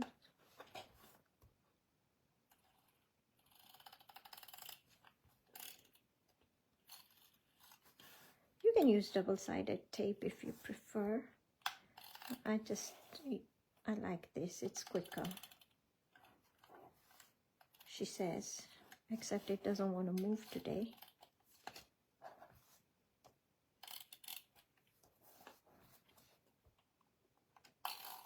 Oopsie daisy. Well, that wasn't very clever now, was it? I went off on a tangent. I'm just going to push the tape towards the inside. Okay, now I can't see black on black again. So you're just going to line it up. Hold on. I'm not going to stick it quite. Okay, you know what? It's not working. Let's do it this way.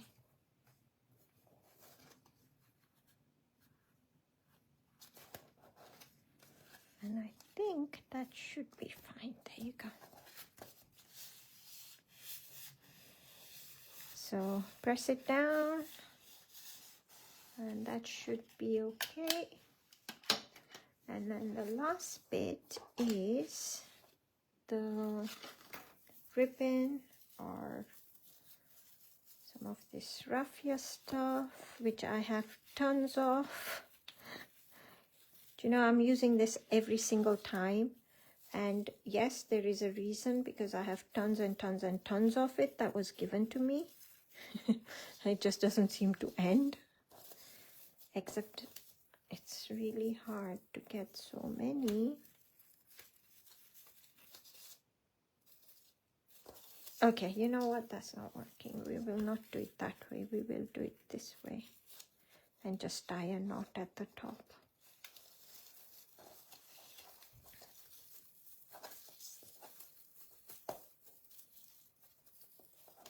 Because the loop way, there's just so many of these that I would have been forever trying to go through every single loop, since it's just easier to tie the knot, right? She says.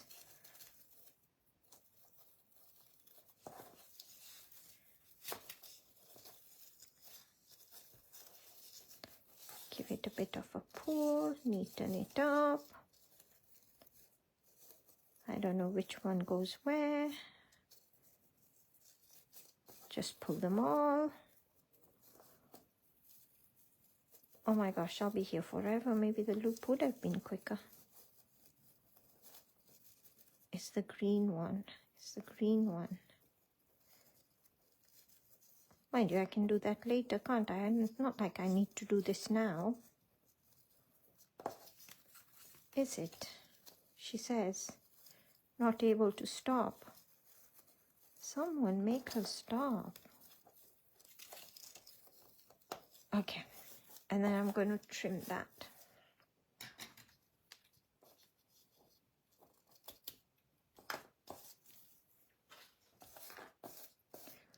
So there we go. There's the tag. So what do we have? We have this one. We have this one. And then we have this one. Well, these two are the same, to be honest, just basically different colors, backing colors. This is layered, this is one piece, but it's exactly the same. Wow. And then this one as another option. So see, I love the variegated thread. I think if I can find a pink variegated thread, I'm using pink next time. I think I have a silk. When we first brought out, well, when Clarity first brought out the embroidery plates, they had a variegated thread in silver, and that had pinks and blues in it, which some of you may already have if you bought the embroidery plates, the first set, all the way back then. So I might use that. But there we go. There's the tag, sort of same idea. I hope you enjoyed that. And definitely, if I'm feeling up to it next week, we will be doing one more next week before Christmas and all that. Do you know what? I don't know where I put my needle. Oh, here it is. I don't want my feet to find the needle because it's not nice. So yeah, definitely. So I'm sorry, I've forgotten what I was saying. Hopefully one more before Christmas, and then we continue after Christmas with something or another. Don't know dates, don't know what, not sure. But hopefully definitely next week I'll let everyone know. Thank you so much. Thank you. Thank you. Sorry, I'm just reading comments. My mind just went quiet when I'm reading. Can't read and talk. I'll read them later. Thank you. See you hopefully later in the next Sunday. Have a good week. Enjoy the rest of your evening. And I look forward to seeing what everyone's made, the colors they've used and everything. Take care. Lots of love and hugs. Bye.